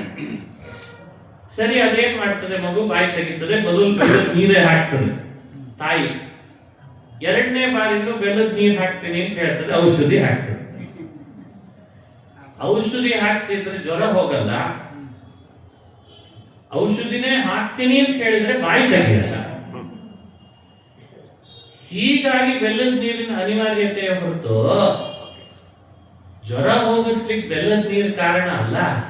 ಜ್ವರ ಹೋಗ್ಬೇಕಾದ್ರೆ ಬೇಕಾಗಿರೋದು ಯಾವುದು? ಔಷಧಿನೇ. ಇದು ಹಿರಿಯರು ಕೊಟ್ಟ ಉದಾಹರಣೆ. ಇದನ್ನ ಏಕಾದಶ ಸ್ಕಂದದ ಈ ಮಾತಿಗೆ ಅರ್ಥ ಮಾಡ್ಕೊಳ್ಬೇಕು. ರೋಚನಾರ್ಥಂ ಫಲಶ್ರುತಿ ಅಂತ ಭಾಗವತದ ಅರ್ಥ. ರೋಚನಾರ್ಥಂ ಅಂದ್ರೆ ವೇದೋಕ್ತ ಕರ್ಮಗಳು ನಮ್ಮಿಂದ ಮತ್ತಷ್ಟು ಉತ್ಸಾಹದಿಂದ ಮಾಡಬೇಕು ಅಂತ ಅನಿಸ್ಬೇಕು ಅನ್ನೋ ಕಾರಣಕ್ಕೆ ಫಲಶ್ರುತಿ, ಬೆಲ್ಲದ ನೀರಿನಂತೆ ವೇದಗಳಲ್ಲಿ ಫಲದ ಬಗ್ಗೆ ವಿವರಣೆ ಕೊಟ್ಟಿದೆ ಅಂತ ಅರ್ಥ. ಮತ್ತು ವೇದಗಳನ್ನೇ ಫಲಕ್ಕಾಗೇ ನಾವು ಕರ್ಮ ಮಾಡಲಿ ಅಂತ ಹೊರಟಿದೆ ಅಂತ ವ್ಯಾಖ್ಯಾನಿಸಬಾರ್ದು, ಇಂಟರ್ಪ್ರಿಟೇಟ್ ಮಾಡಬಾರ್ದು. ಅದು ತಪ್ಪಾದಂತ ಇಂಟರ್ಪ್ರಿಟೇಷನ್. ಹೀಗೆ ಭಾಗವತ 11ನೇ ಸ್ಕಂದ ಕೊಟ್ಟಂತಹ ಮತ್ತೊಂದು ದೊಡ್ಡ ಅಂಶ ನಮಗೆ ನೋಡಿ. ಲಭತೆ ನೈಷ್ಕರ್ಮ್ಯಾಂ ಲಭತೆ ಸಿದ್ಧಿಂ ರೋಚನಾರ್ಥಂ ಫಲಶ್ರುತಿ. ಹಾಗಾಗಿ ವೇದ ವ್ಯಾಖ್ಯಾನ ಹೇಗೆ ಮಾಡ್ಕೊಳ್ಬೇಕು ತಿಳಿತು. ವೇದಗಳ ಉದ್ದೇಶ ಏನು? ಸಂಸಾರದ ಜ್ವರ ನಮಗೆ ಪರಿಹಾರ ಮಾಡಿಸಬೇಕಾಗಿದೆ. ವೇದಗಳೆಲ್ಲ ನಮ್ಮೆಲ್ಲರ ತಾಯಿ. ವೇದ ಮಾತಾತು ಗಾಯತ್ರಿ. ಗಾಯತ್ರಿ ಅಂದ್ರೆ ತಾಯಿ, ವೇದಗಳ ಸಾರರೂಪ ಅವಳು. ಹಾಗೆ ಇಡೀ ವೇದಗಳೇ ನಮ್ಮಮ್ಮ. ಅವಳ ಉದ್ದೇಶ ಏನು? ತನ್ನ ಮಕ್ಕಳಾದ ನಮಗೆಲ್ಲ ಸಂಸಾರದ ಜ್ವರ ಬಂದಿದೆ. ಆ ಸಂಸಾರದ ಜ್ವರ ಹೋಗ್ಬೇಕಾದ್ರೆ ಔಷಧಿ ಬೇಕು. ಔಷಧಿ ಸ್ವಲ್ಪ ಕೈ ಇರ್ತದೆ. ಶುಗರ್ ಕೊಟ್ಟೇಟ್ ಆದ್ರೂ ಒಳಗಡೆ ಕೈಯೇ ಇರ್ತದೆ ಅಲ್ವೇ? ನನಗಿಂತ ಚೆನ್ನಾಗಿ ಮಾತ್ರೆ ತಗೊಳ್ಳೋರು ನೀವೆಲ್ಲ ಗೊತ್ತೇ ಇರ್ತದೆ. ಅದು ಶುಗರ್ ಕೋಟೆಡ್ ಅಷ್ಟೇ, ಒಳಗಡೆ ಕೈ ಇರ್ತದೆ. ಆ ಕೈ ಇರೋ ಔಷಧಿಯನ್ನು ಬೇಡ ಅಂದ್ರೆ ಜ್ವರ ಹೋಗಿಸ್ಕೊಳ್ಳಿಕ್ಕಾಗಲ್ಲ. ಮತ್ತೆ ಹಾಗಾದ್ರೆ ಸಂಸಾರದ ಜ್ವರ ಹೋಗ್ಬೇಕಾ? ಪ್ರತಿಯೊಬ್ಬನೂ ಕೂಡ ಫಲದ ಆಸೆಯನ್ನು ತೊರೆದು ಭಾಗವತ ಧರ್ಮವನ್ನ, ವೇದೋಕ್ತವಾದದ್ದನ್ನು ನಿಶ್ಚಯಿತವಾಗಿ ಅನುಷ್ಠಾನ ಮಾಡಲಿ ಅನ್ನೋದು ಇವರ ಅಭಿಪ್ರಾಯ. ಅದನ್ನು ಬಿಟ್ಟು ಬೇರೆ ದಾರಿ ಇಲ್ಲ. ಹೀಗೆ ರೋಚನಾರ್ಥಂ ಫಲಶ್ರುತಿ ಅನ್ನೋದನ್ನ ತಿಳ್ಕೊಳ್ಬೇಕು. ಮುಂದೆ ಗಂಧ, ಮಾಲ್ಯ, ಅಕ್ಷತ ಬಹಳ ಸುಲಭ ಹೇಳ್ತಾರೆ. ಮಹಾನುಭಾವರು ಹೇಳುವಾಗ ಅಂತರಿಕ್ಷ, ಪ್ರಬುದ್ಧ, ಪಿಪ್ಪಲ ಎಂದ್ರೆಲ್ಲ ಕಠಿಣವಾದ ವಿಷಯ ಹೇಳಿದ್ದಾರೆ ಅಂತ ಭಾವಿಸಬೇಡಿ. ಆವಿರ್ಹೋತ್ರ ಬಹಳ ದೊಡ್ಡ ಅರ್ಥ ಇದೆ. ಆವಿರ್ಹೋತ್ರ ಅನ್ನೋ ಪದಕ್ಕೆ ಈ ಆವಿರ್ಹೋತ್ರರು ಷೋಡಶ ಪೂಜೆ, ಷೋಡಶ ಉಪಚಾರಗಳ ಪೂಜೆಯನ್ನು ನಿರೂಪಣೆ ಮಾಡಿದ್ದಾರೆ. 16 ಉಪಚಾರ ಭಗವಂತನಿಗೆ. 17 ಏರಿಸಬೇಡಪ್ಪ, 15 ಇಳಿಬೇಡ, 16 ಮಾಡ್ತಾರೆ. ಇದನ್ನ ಶ್ರೌತ ಪೂಜೆ ಅಂತ ಕರೀತಾರೆ. ಬೆಳಗ್ಗೆ ಮಾಡ್ಬೇಕಂತ. ಮಧ್ಯಾಹ್ನ ಅನೋಪಚಾರಗಳನ್ನೆಲ್ಲ ಸೇರಿಸಿ ಮಾಡಬೇಕು ಅಂತಿದೆ. ಸದಾಚಾರ ಸ್ಮೃತಿಯ ವ್ಯಾಖ್ಯಾನಗಳನ್ನು ನಾವು ನೋಡ್ಬೋದು. ಅದರ ಬಗ್ಗೆ ಶ್ರೌತ ಪೂಜೆ ಹೇಗೆ ಮಾಡಬೇಕು? ಪುರುಷ ಸೂಕ್ತದಲ್ಲಿರುವಂತಹ 16 ಋಕ್ಕುಗಳಿಂದ ಭಗವಂತನ ಪೂಜೆ ಮಾಡಿದ್ರೆ ಅದಕ್ಕೆ ಶ್ರೌತ ಪೂಜೆ ಅಂತ ಅರ್ಥ. ಸ್ಮಾರ್ತ ಪೂಜೆ ಅಂದ್ರೆ ಏನು? ಷೋಡಶೋಪಚಾರ ಅನೂಪಚಾರಗಳನ್ನೆಲ್ಲ ಸೇರಿಸಿ ತಂತ್ರಸಾರದಲ್ಲಿ ಹೇಳಿದಂತೆ ಮಾಡಿದ್ರೆ ಅದಕ್ಕೆ ಸ್ಮಾರ್ತ ಪೂಜೆ ಅಂತ ಹೆಸರಂತೆ. ನಾನು ಈ ಶಬ್ದಗಳನ್ನು ಹೇಳಿದ್ರೆ ನೀವು ಕನ್ಫ್ಯೂಸ್ ಮಾಡ್ಕೊಳ್ಬಾರ್ದು. ಏನೋ ಸ್ಮಾರ್ತ ಅಂತ ಹೇಳ್ತಿದ್ದಾರೆ, ಶ್ರೌತ ಅಂತ ಏನೋ ಬೇರೆ ಅರ್ಥ ಅಂತೇಳಿ. ಇತ್ತೀಚೆಗೆ ಅಂತವೆಲ್ಲ ಜಾಸ್ತಿ ಆಗಿದೆ. ನಾವ್ ಯಾವುದೋ ಭಾಷೆಯಲ್ಲಿ ಇದ್ದೇವೆ. ದಿನನಿತ್ಯ ಬೆಳಗ್ಗೆಯಿಂದ ಸಾಯಂಕಾಲ ತನಕ ಏನೋ ಓದ್ತಾ ಇರ್ತೀವಿ. ನಿಜವಾದ ಅರ್ಥ ಶಬ್ದಗಳಿಗಿರೋದು ಅಷ್ಟೇ. ಸ್ಮಾರ್ತ ಅಂದ್ರೆ ಸ್ಮೃತಿಯಲ್ಲಿ ಹೇಳಿದಂತೆ ಆಚರಣೆಗೆ ತಂದ್ರೆ ಅದು ಸ್ಮಾರ್ತ. ಶ್ರೌತ ಅಂದ್ರೆ ಶ್ರುತಿಯಲ್ಲಿ ಹೇಳಿದಂತೆ ಆಚರಣೆಗೆ ತಂದ್ರೆ ಶ್ರೌತ. ಆವಿರ್ಹೋತ್ರರು ಹೇಳಿದ್ದು ಶ್ರೌತ ಪೂಜೆಯ ಮಹತ್ವವನ್ನ. ನಿರ್ಭಿಡೆಯಿಂದ ನೋಡಿ, ಶ್ರೌತ ಪೂಜೆ ದಿನಾ ಮಾಡುವವನಿಗೆ ಸಿದ್ಧಿ ಬೇಗ ಆಗ್ತದೆ. ಅರುಣೋದಯ ಕೇಳಬೇಕು ಅವನು ಬ್ರಾಹ್ಮ ಮುಹೂರ್ತದಲ್ಲಿ. ಭಗವಂತನಿಗೆ ನಿರ್ಮಾಲ್ಯ ಮಾಡಿ ಬಹಳ ಸುಲಭ ಇದು. 16 ಉಪಚಾರಗಳನ್ನು ಮಾಡಿ ತಾನು ಕೈ ದೂರ ಸರಿದ್ರೆ ಸಾಕು. ಇದು ಶ್ರೌತ.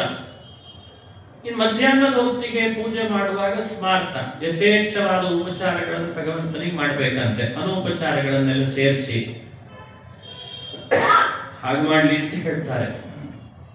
ದ್ರುಮಿಳ ಅಂತ ಮತ್ತೊಬ್ಬ ಜ್ಞಾನಿಗಳು ಸಾಂಗೋಪಾಂಗಾಂ ಸಪಾರ್ಶ್ಯತಾಂ ತಾಂ ತಾಂ ಮೂರ್ತಿಂ ಸ್ವಮಂತ್ರತಃ ಪಾದ್ಯ ಅರ್ಘ್ಯ ಆಚಮನೀಯಾತ್ಯೈ ಸ್ನಾನ ವಾಸೋ ವಿಭೂಷಣೈ ಅಂತ ಉಪಚಾರ ಅನುಪಚಾರಗಳಲ್ಲಿ ವ್ಯವಸ್ಥೆಯನ್ನು ಹೇಳ್ಕೊಟ್ಟಿದ್ದನ್ನು ನೋಡ್ಕೊಳ್ಬಹುದು. ಆಮೇಲೆ ದ್ರುಮಿಳ ಅನ್ನುವಂಥ ಜ್ಞಾನಿಗಳು ವಿದೇಹರಾಜನ ಪ್ರಶ್ನೆಗೆ ಉತ್ತರಿಸಿ ವಿವರಣೆ ಕೊಡುವಾಗ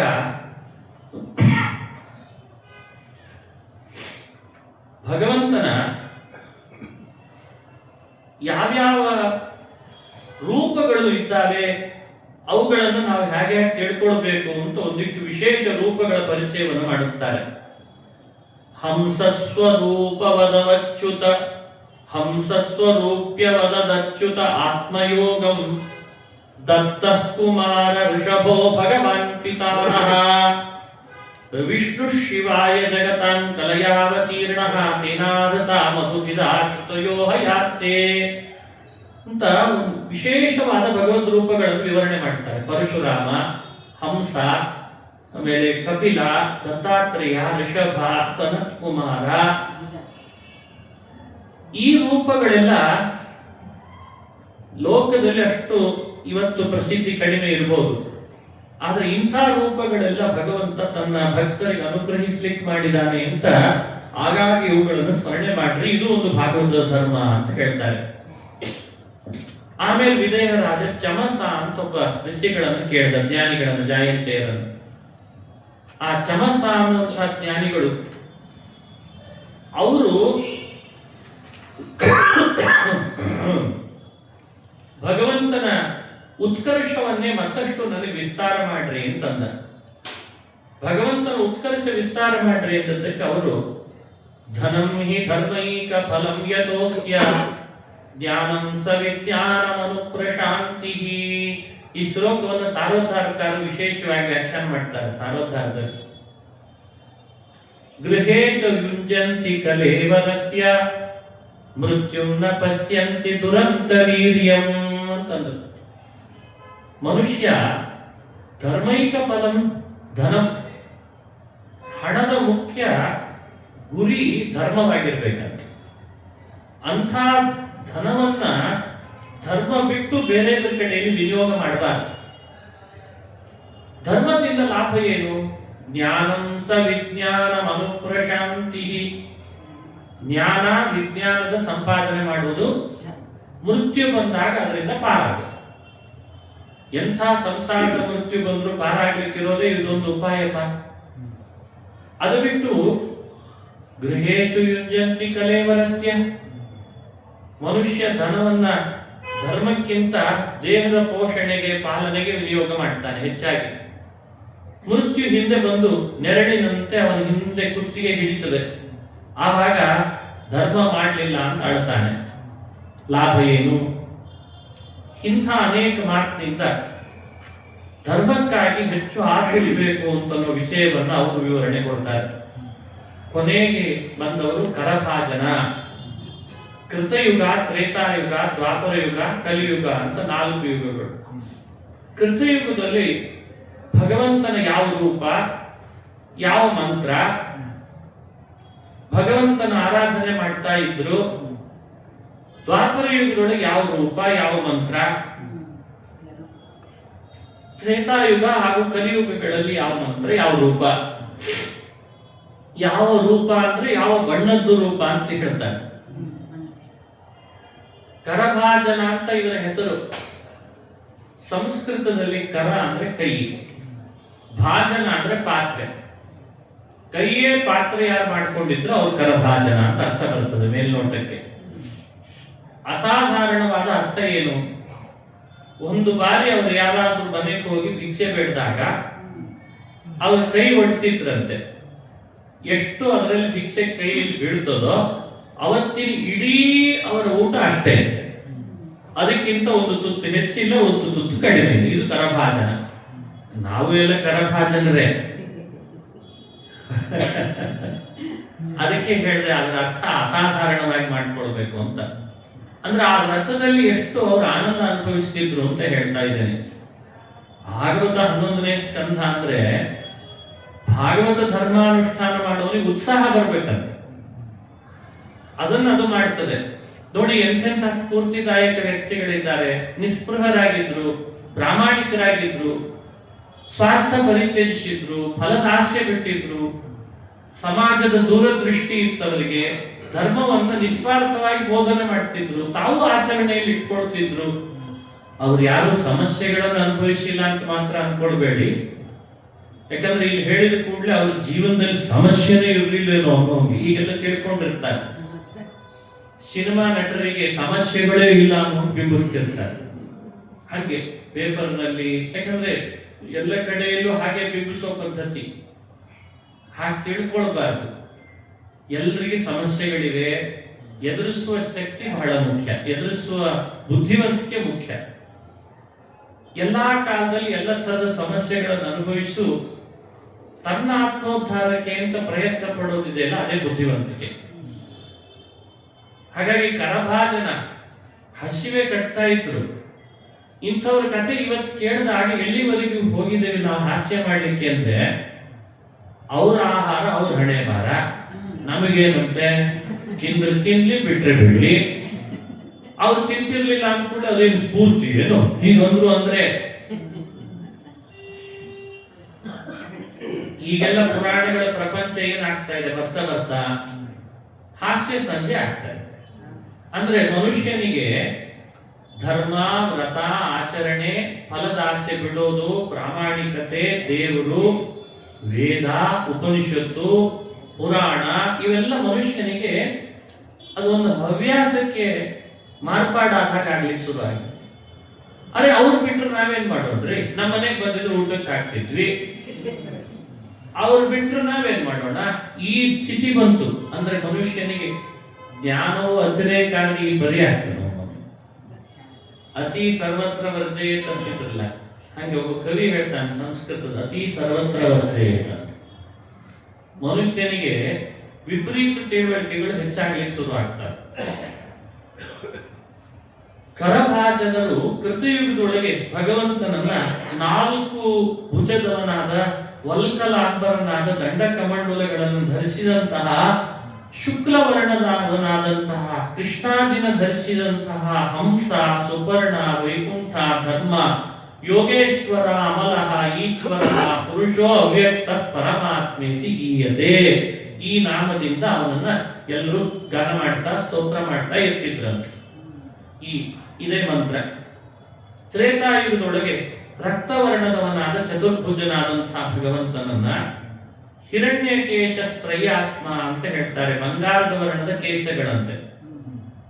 ಅಂಥ ಶ್ರೀಹರಿ ಸೃಕ್ಸೃವಾದ್ಯುಪಲಕ್ಷಣನಾಗಿ ಅಲ್ಲಿದ್ದಂಥ ಭಕ್ತರು ಯಾಗ ಯಜ್ಞಗಳನ್ನು ಮಾಡಿ ವಿಷ್ಣುರ್ ಯಜ್ಞ ಕೃಷ್ಣಿಗರ್ಭ ಸರ್ವದೇವ ಉರುಕ್ರಮ ವೃಷಾ ಕಪಿರ್ ಜಯಂತಶ್ಚ ಉರುಗಾಯಿ ತೀರ್ಯತೆ. ಈ ನಾಮಗಳಿಂದ ಅವನನ್ನು ಅರ್ಚನೆ ಮಾಡ್ತಾ ಇದ್ರು. ನಾಮಗಳ ಅರ್ಥ ಎಲ್ಲ ವಿಸ್ತಾರವಾಗಿ ಮತ್ತೊಂದ್ಸಲಿ ನೋಡ್ಬೋದು. ದ್ವಾಪರದಲ್ಲಿ ಶ್ಯಾಮವರ್ಣದವನಾಗಿ ಪೀತ ವಸ್ತ್ರವನ್ನು ಉಟ್ಟು ಆಯುಧ ಧರಿಸಿ ಶ್ರೀವತ್ಸಾಂಕನಾದಂತಹ ಭಗವಂತ ವೇದ ಹಾಗೂ ತಂತ್ರಗಳಿಂದ ನಮಸ್ತೆ ವಾಸುದೇವಾಯ ನಮಃ ಸಂಕರ್ಷಣಾಯ ಚ ಪ್ರದ್ಯುಮ್ನಾಯ ನಿರುದ್ಧಾಯ ತುಭ್ಯಂ ಭಗವತೆ ನಮಃ. ಈ ಮಂತ್ರದಿಂದ, ಈ ನಾಮದಿಂದ ಆರಾಧನೆ ಮಾಡ್ತಾ ಇದ್ದಾರೆ.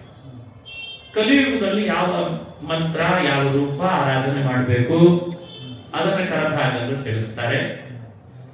ಕೃಷ್ಣವರ್ಣಂ ಕಲೋ ಕೃಷ್ಣಂ ಸಾಂಗೋಪಾಂಗಂ ಸಪಾರ್ಷದಂ ಯಜ್ಞೈ ಸಂಕೀರ್ತನ ಪ್ರಾಯೈ ಯಜಂತಿ ಸುಮೇಧಸಃ.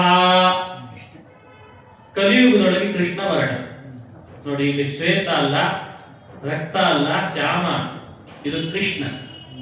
ನೀಲವರ್ಣನಾದಂತಹ ಕೃಷ್ಣನನ್ನ ಸಾಂಗೋಪಾಂಗವಾಗಿ ಆ ಭಗವಂತನನ್ನ ಆರಾಧನೆ ಮಾಡಬೇಕು. ಮಾಡ್ತಾರೆ. ಇಲ್ಲಿ ಆರಾಧನೆ ಮಾಡಲಿಕ್ಕೆ ಎಷ್ಟು ಸುಲಭ ಇದೆ ಕಲಿಯುಗದಲ್ಲಿ. ಯಜ್ಞಿ ಸಂಕೀರ್ತನ ಪ್ರಾಯೈ, ದಿನಾ ಭಗವಂತನನ್ನ ಸಂಕೀರ್ತನೆ ಮಾಡಿದ್ರೆ ಸಾಕತ್ತೆ. ಕೃತಯುಗದೊಳಗೆ ಯಜ್ಞ ಮಾಡಿ ಯಾಗ ಮಾಡಿ ದೇವರನ್ನು ಆರಾಧಿಸಬೇಕಾಗಿತ್ತು.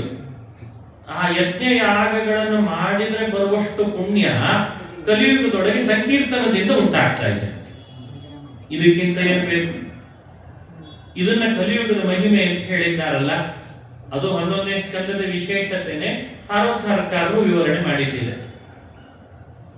ಹಾಗಾಗಿ ಕಲಿಯುಗ ಬಂದಾಗ ಮನುಷ್ಯ ಹೆಚ್ಚೆಚ್ಚು ಸಂಕೀರ್ತನ ಮಾಡಬೇಕು ಅಂತ ಹೇಳ್ತಾರೆ. ಕರಭಾಜನರು ಈ ವಿಷಯವನ್ನ ಕಲಿಯುಗದ ಮಹಿಮೆಯನ್ನು ಹೇಳ್ತಾರೆ. ಕಲಿಂ ಸಂಭಾಜಯಂತ್ಯಾರ್ಯಾಹ ಗುಣಜ್ಞ ಸಾರಭಾಗಿನಃ ಅಂತ. ನಾವೆಲ್ಲ ಈ ದೃಷ್ಟಿಯನ್ನ ಬೆಳೆಸ್ಕೊಳ್ಬೇಕು. ಈಗ ಮನುಷ್ಯನಿಗೆ ದೃಷ್ಟಿ ಬದಲಾಗದೆ ಇದ್ರೆ ಬದುಕು ಬಹಳ ಕಷ್ಟ ಆಗ್ತದೆ, ದುರ್ಭರ ಆಗಿಬಿಡ್ತದೆ.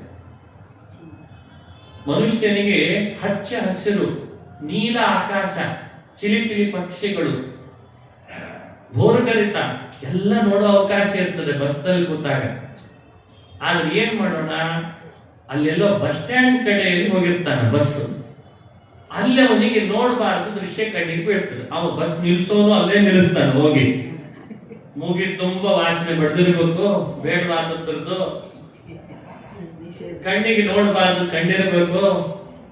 ಇವನಿಗೆ ಎಲ್ಲಿವರೆಗೂ ಅಂದ್ರೆ ಆ ಊರು ದಾಟಿ ಒಳ್ಳೆ ಪ್ರಕೃತಿ ನೋಡೋ ಸಂದರ್ಭ ಬಂದ್ರು ಅದೇ ನೆನಪಿಸ್ಕೊತಾನೆ. ಛೇ ಎಲ್ಲಿ ನಿಲ್ಲಿಸ್ಬಿಟ್ಟಿದ್ದ ಬಸ್ ಇವತ್ತು. ಇವನು ದೃಷ್ಟಿ ಬದಲಾಗಿ ಹಾಗೆ ಕಲಿಯುಗ ಅಂದ್ರೆ ಆ ತರಹ. ಇಲ್ಲಿ ದೋಷಗಳಿವೆ, ನಾವು ದೃಷ್ಟಿ ಬದಲಾಯಿಸ್ಕೊಂಡು ನೋಡಿದ್ರೆ ಗುಣಗಳಿದೆ ಅಂತ ಹೇಳ್ತಾರೆ ಕರಭಾಜನೆ. ಯಾಕೆ? ಯತ್ರ ಸಂಕೀರ್ತನಾದೇವ ಸರ್ವಸ್ವಾರ್ಥ ಅಭಿಲಭ್ಯತೆ ಅಭಿಲಷ್ಯತೆ ಅಭಿಲಭ್ಯತೆ. ನೋಡು, ನಿನಗೆ ಕಲಿಯುಗ ದುರ್ಭರ, ದೋಷಪೂರಿತ, ದುಃಖಮಯ ನಿಜ. ಆದ್ರೆ ಸಜ್ಜನರು ಇದನ್ನ ಹೆಚ್ಚು ಗೌರವಿಸ್ತಾರೆ. ಯಾಕೆ? ಅವ್ರ ಗುಣಜ್ಞಾನ, ಅವ್ರು ನೋಡೋ ದೃಷ್ಟಿ ಬದಲಾಗಿದೆ, ಅವರು ನೋಡೋ ದೃಷ್ಟಿ ಬೇರೆ ಇದೆ. ಅದಕ್ಕೆ ವಿವರಣೆ ಕೊಡ್ತಾರೆ. ಕೃತಾದಿಶು ಪ್ರಜಾರಾಜನ್ ಕಲಾ ವೀಕ್ಷಂತಿ ಸಂಭವಂ ಅಂತ ವಿವರಣೆ ಕೊಟ್ಟಿದ್ದಾರೆ. ಕೃತಯುಗದೊಳಗಿದ್ದವರು ಕೂಡ ಕಲಿಯುಗದಲ್ಲಿ ಸಂಭವಂ ಇಚ್ಛಂತಿ, ನಮ್ಮನ್ನು ಹುಟ್ಟಿಸೋ ದೇವರೇ ಪ್ರಾರ್ಥಿಸ್ತಿರ್ತಾರೆ. ನೋಡಿ, ನಾವು ನೋಡಿದ್ರೆ ಕಲಿಯುಗದಲ್ಲಿ ಯಾಕಾದ್ರೂ ಹುಟ್ಟಿದೀವೋ ಅಂತ ದಿನ ಬೆಳಗಾದ್ರೆ ಬೈತಾ ಇದ್ದೀವಿ. ಎಲ್ಲಿ ನೋಡಿದ್ರೆ ಕೊಲೆ, ಸುಲಿಗೆ, ಅತ್ಯಾಚಾರ, ಭ್ರಷ್ಟತನ, ಎಲ್ಲಿ ನೋಡಿದ್ರು ಅದೇ ಕಾಣ್ತದೆ. ಮನುಷ್ಯನಿಗೆ ಪೇಪರ್ ತೆಗೆದ್ರು ಅದೇ, ಟಿವಿ ತೆಗೆದ್ರು ಅದೇ, ಮೊಬೈಲ್ ತೆಗೆದ್ರು ಅದೇ ಅಶ್ಲೀಲ, ಎಲ್ಲಿ ನೋಡಿದ್ರು ಅದೇ ಅದೇ ಅದೇ. ಇಂಥ ಕಲಿಯುಗದೊಳಗಿದ್ದೇವೆ ನಾವೆಲ್ಲ. ಆದ್ರೆ ಭಾಗವತ ಹೇಳ್ತದೆ, ವ್ಯಥೆ ಪಟ್ಟಬೇಡ್ರಿ, ಕೃತಯುಗದ ಸಜ್ಜನರು ಕೂಡ ಕಲಿಯುಗದಲ್ಲಿ ಹುಟ್ಲಿಕ್ಕೆ ಅಪೇಕ್ಷೆ ಪಟ್ಟಿದ್ದಾರೆ. ಅಂದ್ರೆ ಕಲಿಯುಗಕ್ಕೆ ಏನೋ ಮಹತ್ವ ಇರಬೇಕಲ್ಲ. ನಮ್ಮ ಗುರುಗಳು ಒಂದು ಉದಾಹರಣೆ ಕೊಡ್ತಿದ್ರು. ಭಗವಂತ ಕಲಿಯುಗವನ್ನು ಹ್ಯಾಕ್ ಕೊಟ್ಟಿದ್ದಾನೆ ಸಜ್ಜನರಿಗೆ ಅಂದ್ರೆ, ಅದೊಂದು ಕೊಡುಗೆ ಯುಗ ಅಂತ. ಕೊಡುಗೆ, ಯುಗಾದಿಯ ಕೊಡುಗೆ ಅಂತ ಕೊಡ್ತಿರ್ತಾರಲ್ಲ ಹಾಗೆ. ಒಂದು ತಗೊಂಡ್ರೆ ಒಂದು ಫ್ರೀ ಅಂತ, ಬೈ ಒನ್ ಗೆಟ್ ಒನ್ ಅಂತ ವ್ಯವಸ್ಥೆ ಹೇಳಿರ್ತಾರಲ್ಲ ಹಾಗಂತ ಕಲಿಯುಗ. ಹಾಗೆ ಕಲಿಯುಗವೇ ಸಜ್ಜನರಿಗೆ ಒಂದು ದೊಡ್ಡ ಕೊಡುಗೆ. ಯಾವ ತರದ ಕೊಡುಗೆ? ನೀನು ಒಂದು ಸಂಕೀರ್ತನೆಯನ್ನು ಮಾಡು, ಅಶ್ವಮೇಧದ ಪುಣ್ಯ ತಗೋ ಅಂತ ಹೇಳ್ತಾರೆ. 2 ಸಂಕೀರ್ತನೆಯನ್ನು ಮಾಡು, 2 ಬಾರಿ ಮಾಡು ಸಂಕೀರ್ತನೆ, ರಾಜಸೂಯಾಗದ ಪುಣ್ಯ ತಗೋ ಅಂತ ಹೇಳ್ತಾನೆ. ಯಾವಾಗ್ಲೂ ಹಾಗೆ. ಪ್ರೊಡಕ್ಷನ್ ಕಡಿಮೆ ಇದ್ರೆ ಆ ವಸ್ತುವಿಗೆ ಮೌಲ್ಯ ಜಾಸ್ತಿ ಕಟ್ಟಬೇಕಾಗ್ತದೆ, ಬೇಡಿಕೆ ಜಾಸ್ತಿ ಇದ್ದದ್ರಿಗೆ. ಅದರ ಬಗ್ಗೆ ಹೆಚ್ಚು ವಿವರಣೆ ನಿಮಗೆ ಗೊತ್ತಿರ್ತದೆ. ಪ್ರೊಡಕ್ಷನ್ ಕಡಿಮೆ ಇದೆ, ಆ ಪ್ರಾಡಕ್ಟಿಗೆ ಎಲ್ಲ ಕಡೆಯಲ್ಲಿ ಬೇಡಿಕೆ ಇದೆ, ಹಾಗಾಗಿ ಅದಕ್ಕೆ ಅನಿವಾರ್ಯವಾಗಿ ಮೌಲ್ಯ ಜಾಸ್ತಿ ಆಗಿ ಆಗ್ತದೆ. ಹಾಗೆ ಕಲಿಯುಗದೊಳಗೆ ಸತ್ಯ, ಪ್ರಾಮಾಣಿಕತೆ, ಧರ್ಮ, ಹರಿಕೀರ್ತನೆ, ಪುರಾಣ, ಇವುಗಳ ಶ್ರವಣ, ಇವುಗಳ ಪ್ರೊಡಕ್ಷನ್ ಕಡಿಮೆ ಇದೆ. ಆದ್ರೆ ಇದೊಂದು ಬೇಡಿಕೆ ಇದೆ ಸಜ್ಜನರಿಂದ, ಇದೊಂದು ಬೇಡಿಕೆ ಇದೆ. ಇಷ್ಟಾಗಿ ಬೇಡಿಕೆ ಇದ್ದದ್ದಕ್ಕೆ ಭಗವಂತ ಏನ್ ಮಾಡ್ತಾನೆ, ಇದನ್ನು ಎಲ್ಲೇ ಮಾಡ್ಲಿ, ಎಷ್ಟು ಕಡಿಮೆ ಸಂಖ್ಯೆಯಲ್ಲೇ ಮಾಡ್ಲಿ, ಆದ್ರೆ ಅದಕ್ಕೆ ಮೌಲ್ಯ ಮಾತ್ರ ಕೃತಯುಗದೊಳಗೆ ಎಷ್ಟು ಕೊಡ್ಬೇಕಿತ್ತು ಯಜ್ಞ ಮಾಡಿದ್ರೆ ಅಷ್ಟು ಕೊಡ್ತಾನೆ. ಹಾಗಾಗಿ ಕಲಿಯುಗ ಶ್ರೇಷ್ಠ ಅಂತ ಹೇಳ್ತಾರೆ. ಇದನ್ನ ನಾವು ಅರ್ಥೈಸಿಕೊಳ್ಬೇಕಪ್ಪ. ಹೀಗೆ ಭಾಗವತದಲ್ಲಿ ಕಲಿಯುಗದ ಮಹಿಮೆಯನ್ನು ತಿಳಿಸಿದ್ದಾರೆ. ನಿನಗೆ ಬೇಡವಾಗಿದೆ ಕೆಸರು ಅಂತ ಹೇಳಿ ಕೆರೆ ಸ್ವಚ್ಛ ಮಾಡೋ ನೆಪದಲ್ಲಿ ಕೆಸರನ್ನೆಲ್ಲ ತೆಗೆದು ಬಿಟ್ರೆ ನಾಳೆ ದೇವರಿಗೆ ಪೂಜಿಸ್ಲಿಕ್ಕೆ ಕಮಲ ಎಲ್ಲಿದ ತರ್ತೀಯ? ಅದು ಹುಟ್ಟೋದೇ ಕೆಸರಿನಲ್ಲಿ. ಹಾಗಾಗಿ ಕಲಿಯುಗ ಅಂದ್ರೆ ಅದು ಒಂದು ಕೆಸರಿನ ಕೆರೆ. ಅಲ್ಲೇ ಭಗವಂತನ ನಾಮ, ಕೀರ್ತನೆ, ಪೂಜೆ ಎಲ್ಲ ನಡಿಬೇಕು. ಅದೇ ಕಮಲ, ಅದನ್ನೇ ದೇವರ ಪಾದಕ್ಕೆ ಅರ್ಪಣೆ ಮಾಡಬೇಕು. ಹಾಗಾಗಿ ಕಲಿಯುಗವನ್ನು ನಿಂದಿಸೋ ಹಾಗಿಲ್ಲ ಅಂತ ಆಯ್ತು. ಇನ್ನು ಮೇಲಿಂದ ಕಲಿಯುಗ ನಿಲ್ಲಿಸೋ ಬಿಟ್ಬಿಡೋಣ. ಭಾಗವತ 11ನೇ ಸ್ಕಂದ ಕೇಳಿದ ಮೇಲೆ ಒಂದು ಮಾರ್ಪಾಡು ಮಾಡ್ಕೊಡ್ಬೇಕ ಬೇಡವಾ? ಚಳಿ, ಮಳೆ, ಗಾಳಿಯನ್ನು ನಿಂದಿಸದೆ ಅಂತ ಜಗನ್ನಾಥದಾಸರು ಹರಿಕಥಾಮೃತಸಾರದಲ್ಲಿ ಒಂದ್ ಕಡೆ ಹೇಳ್ತಾರೆ. ಯಾವ ಕಾಲವನ್ನು ನಿಂದಿಸ್ಬೇಡ, ಯಾವ ಯುಗವನ್ನು ನಿಂದಿಸ್ಬೇಡ. ಯಾಕೆ? ಯುಗಾಧಿಕೃತ ಯುಗ ಆವರ್ತೋ ನೈಕಮಾಯೋ ಮಹಾತನಃ. ಯುಗಾಧಿಕೃತ ಅಂತ ಯಾರಿಗೆ ಹೆಸರಪ್ಪ? ಅವನಿಗೆ ಗೊತ್ತಿಲ್ಲೇನು ಭಗವಂತನಿಗೆ ಯಾವ್ಯಾವ ಯುಗದಲ್ಲಿ ಏನೇನ್ ನಡೀತಾ ಇದೆ, ಎಷ್ಟೆಷ್ಟು ಸಮಸ್ಯೆಗಳಿವೆ ಅಂತ. ಆದ್ರೂ ಯುಗದಲ್ಲಿ ನಮ್ಮನ್ನು ಹುಟ್ಟಿಸಿದಾನೆ ಅಂದ್ರೆ ನಮ್ಮಿಂದ ಭಗವಂತ ಏನೋ ನಿರೀಕ್ಷೆ ಮಾಡ್ತಿದ್ದಾನೆ ಅಂತ ಹೇಳಿ ಅರ್ಥ ಅಲ್ವೇ? ಈ 2 ಮಂತ್ರಗಳನ್ನ ಬಹಳ ವಿಶೇಷವಾಗಿ ಹೇಳಿ ಕರಭಾಜನರು ಧ್ಯಾನ ಮಾಡ್ಲಿಕ್ಕೆ ಆದೇಶ ಮಾಡ್ತಾರೆ, ಕರೆ ಕೊಡ್ತಾರೆ ಕಲಿಯುಗದ ಸಜ್ಜನರಿಗೆ. ಈ 2 ವಿಶೇಷವಾದಂತಹ ಸ್ತೋತ್ರ.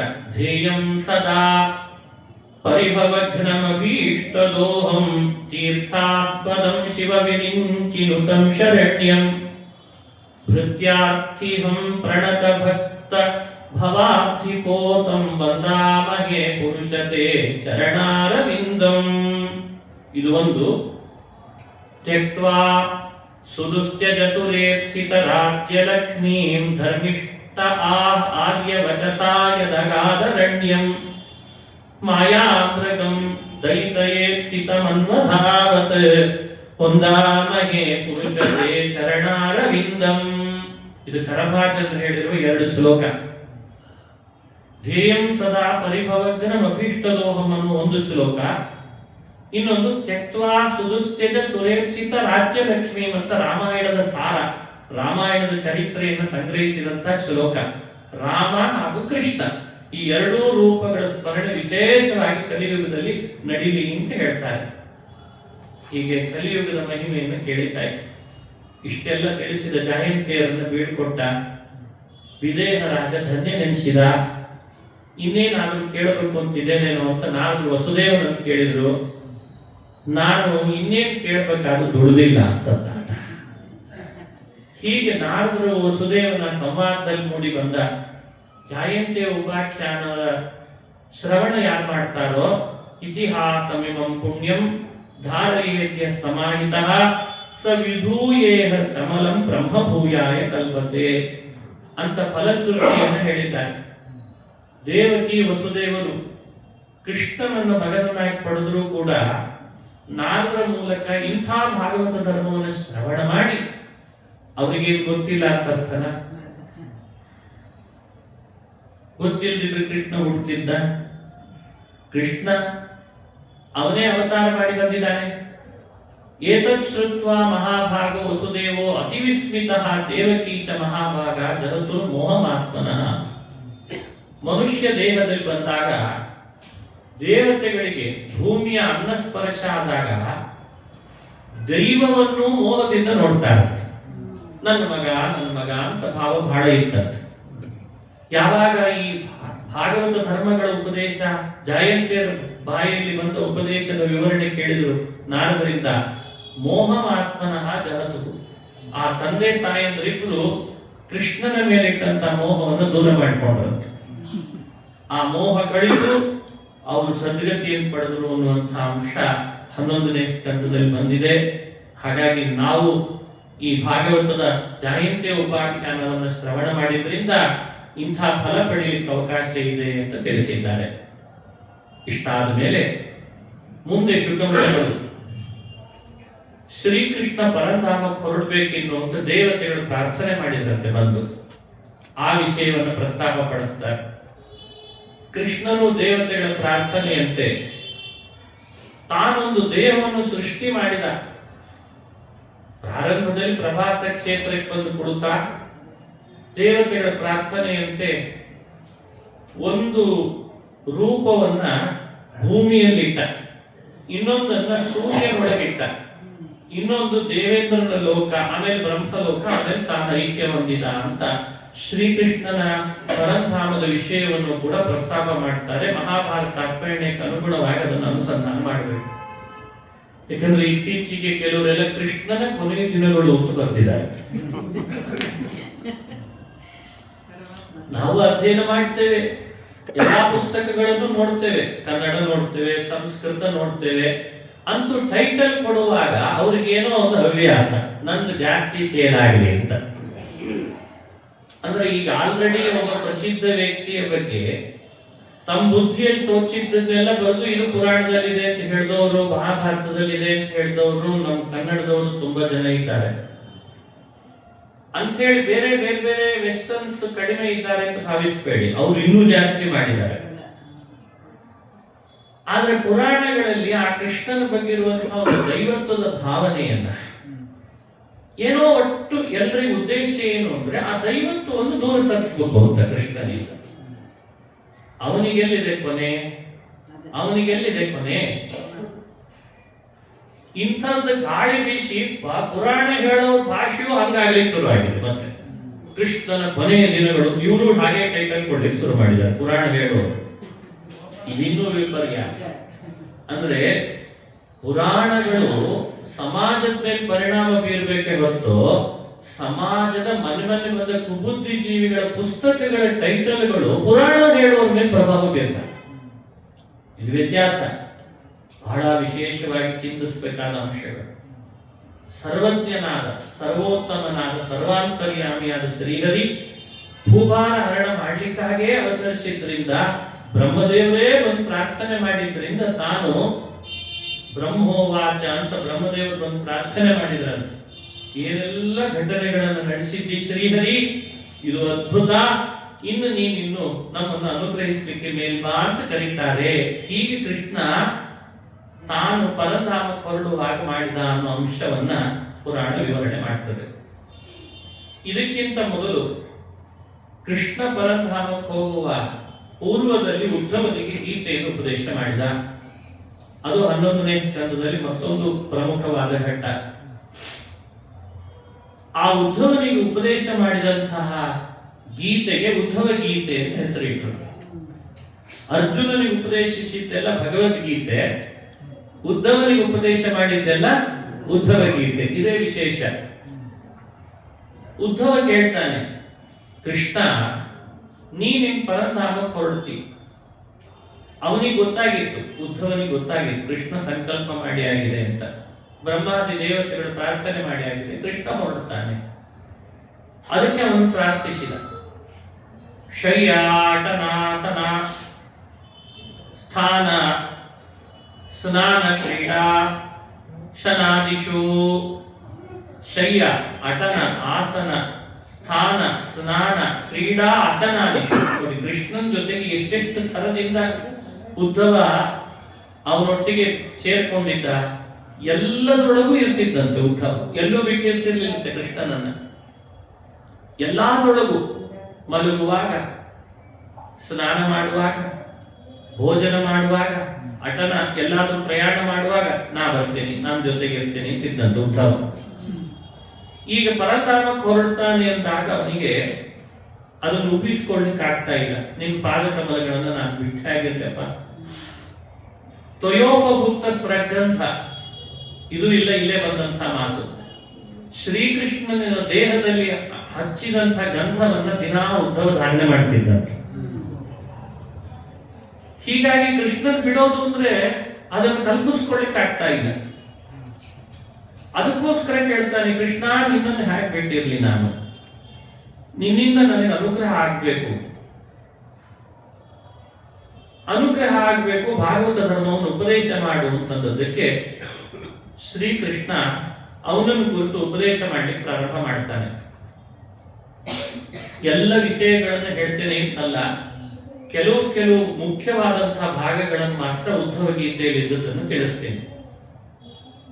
ಮನುಷ್ಯ ಅವಧೂತ ಚರ್ಯೆಯಲ್ಲಿ ಇರಬೇಕು, ಅಂದ್ರೆ ನಿಸ್ಸಂಗನಾಗಿ ಬದುಕಬೇಕು. ಆಗ ಅವನಿಗೆ ಹೆಚ್ಚು ಸಮಸ್ಯೆಗಳಿರಲ್ಲ. ಆ ನಿಸ್ಸಂಗತೆಯಲ್ಲಿ ಒಂದು ಸುಖ ಇದೆ ಅಂತ ಹೇಳ್ತಾನೆ. ಹಿಂದೆ ಒಬ್ಬ ರಾಜ, ಆ ರಾಜನ ಒಬ್ಬ ಅವಧೂತನನ್ನು ಯಾವಾಗಲೂ ನೋಡ್ತಿದ್ದಂತೆ. ಎಲ್ಲಿ ಹೋದ್ರು ಆ ಅವಧೂತ ಅವನ ಕಣ್ಣಿಗೆ ಬೀಳಬೇಕು. ಅವನು ಯಾರು ಬೇರೆ ಆ ರಾಜ ಅಲ್ಲ, ಯದು ರಾಜ. ಅವನು ಯಾವಾಗಲೂ ಅವಧೂತನನ್ನು ನೋಡ್ಬೇಕು.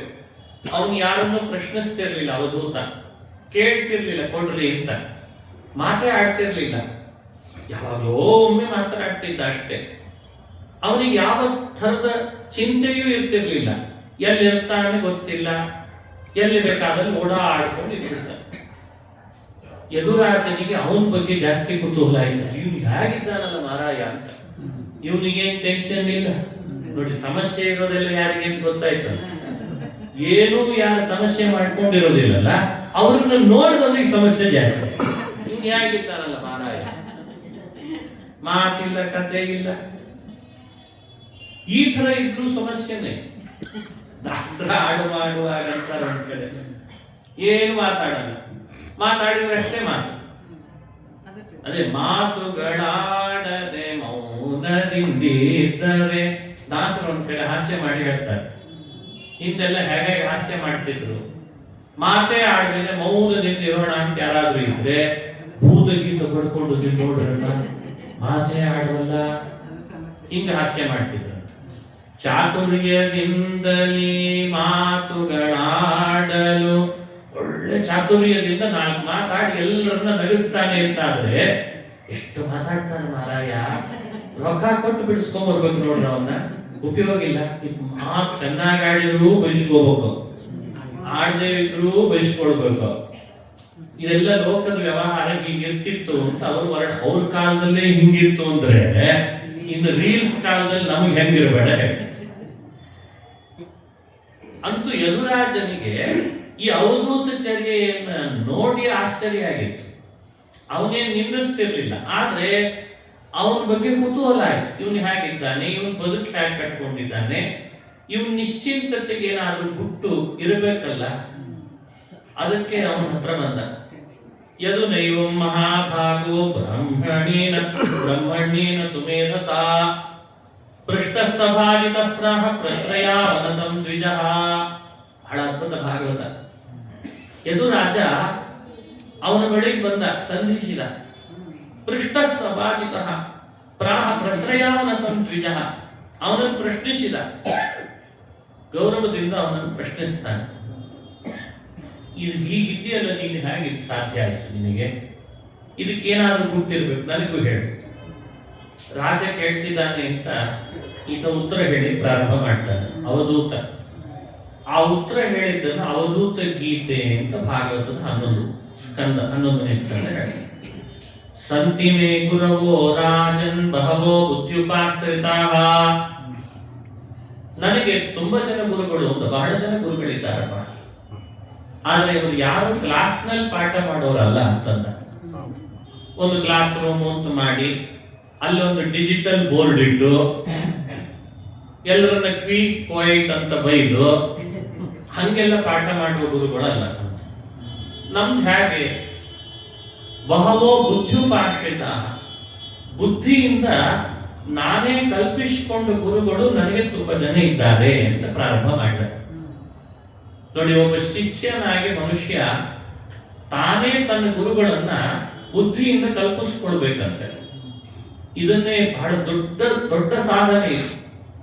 ಏನ್ ನೋಡ್ತಾನೆ, ಏನ್ ಮಾತನಾಡ್ತಾನೆ, ಯಾರೊಟ್ಟಿಗೆ ಕಲಿತಾನೆ, ಅವೆಲ್ಲ ಪಾಠ ಹೇಳ್ಕೊಡ್ತಾನಂತೆ. ಅದರಲ್ಲಿ ನಿನಗೋಸ್ಕರ ಅಂತ ಒಂದು 24 ಹೇಳ್ತೇನೆ ಸದ್ಯಕ್ಕೆ ಅಂತಂದ. ಯಥೋ ಬುದ್ಧಿ ಉಪಾದಾಯ ಮುಕ್ತೋಟಾಮೀಹ ತಾನ್ ಶೃಣು. ನಾನಿಷ್ಟು ಮುಕ್ತನಾಗಿ ನಿಸ್ಸಂಗನಾಗಿ ಓಡಾಡ್ಲಿಕ್ಕೆ ಅವರೇ ನನಗೆ ಪಾಠ ಮಾಡಿದ ಗುರುಗಳು. ಅವ್ರು ಹೇಳಿಕೊಟ್ಟ ಪಾಠವೇ ನನ್ನನ್ನು ಇಷ್ಟು ಮಾರ್ಪಾಡು ಮಾಡಿದೆ. ಒಬ್ಬೊಬ್ಬ ಗುರುಗಳ ಪಾಠವೂ ವಿಶೇಷ. ಎಷ್ಟಿದ್ದಾರೆ? 24 ಇದ್ದಾರೆ. ಯಾರ್ಯಾರು? ಪೃಥಿವಿ ವಾಯುರಾಕಾಶ ಆಪೋಗ್ನಿ ಚಂದ್ರಮಾರವಿ ಕಪೋತೋ ಜಗರ ಸಿಂಧು ಪತಂಗೋ ಮಧುಕೃದ್ಗಜಃ ಮಧುಃ ಹರಿಣೋ ಮೀನಃ ಪಿಂಗಲಾ ಕುರದೋರ್ಭಕಃ ಕುಮಾರಿ ಶರಕೃತ್ ಸರ್ಪ ಊರ್ಣನಾಭಿ ಸುವೇಶಕೃತ್ ಏತೇ ಮೇ ಗುರವೋ ರಾಜನ್ ಚತುರ್ವಿಂಶತಿರಾಶ್ರಿತಾಃ. ನೋಡಿ, ಇವರು 24 ಗುರುಗಳು. ಇವರಿಂದ ನಾನು ಪಾಠ ಕಲಿತೆ. ಇವರು ಹೇಳಿಕೊಟ್ಟಿದ್ರಿಂದ ನಾನಿಷ್ಟು ಆರಾಮಾಗಿದ್ದೆ, ನಿಸ್ಸಂಗನಾಗಿದ್ದೆ. ಹಾಗಾದ್ರೆ ಇದನ್ನು ಯಾರೆಲ್ಲ ಪಾಠ ಕಲಿತಾರೆ, ಯಾರು ಇದನ್ನು ಪ್ರಾಕ್ಟೀಸ್ ಮಾಡ್ತಾರೆ, ಅವರೆಲ್ಲ ಮುಕ್ತೋಟಾಮೀಹ, ಮುಕ್ತರಾಗಿ ಸಂಚಾರ ಮಾಡ್ಕೊಂಡಿರ್ಬೋದು. ಎಲ್ಲಿ ಬೇಕಾದಲ್ಲಿ ಹೋದ್ರು ಜಯಿಸ್ತಾರೆ. ಅದೇ ಇದರ ಗುಟ್ಟು. ಒಂದೊಂದನ್ನು ಪಾಠ ಮಾಡ್ತಾರೆ. ಆ 24ರಲ್ಲಿ ಮೊದಲನೇ ಗುರು ಯಾರು? ಭೂಮಿ, ಪೃಥ್ವಿ. ಇದು ಮೊದಲನೇ ನನ್ನ ಗುರು ಅಂತ ಹೇಳ್ದ ಆತ.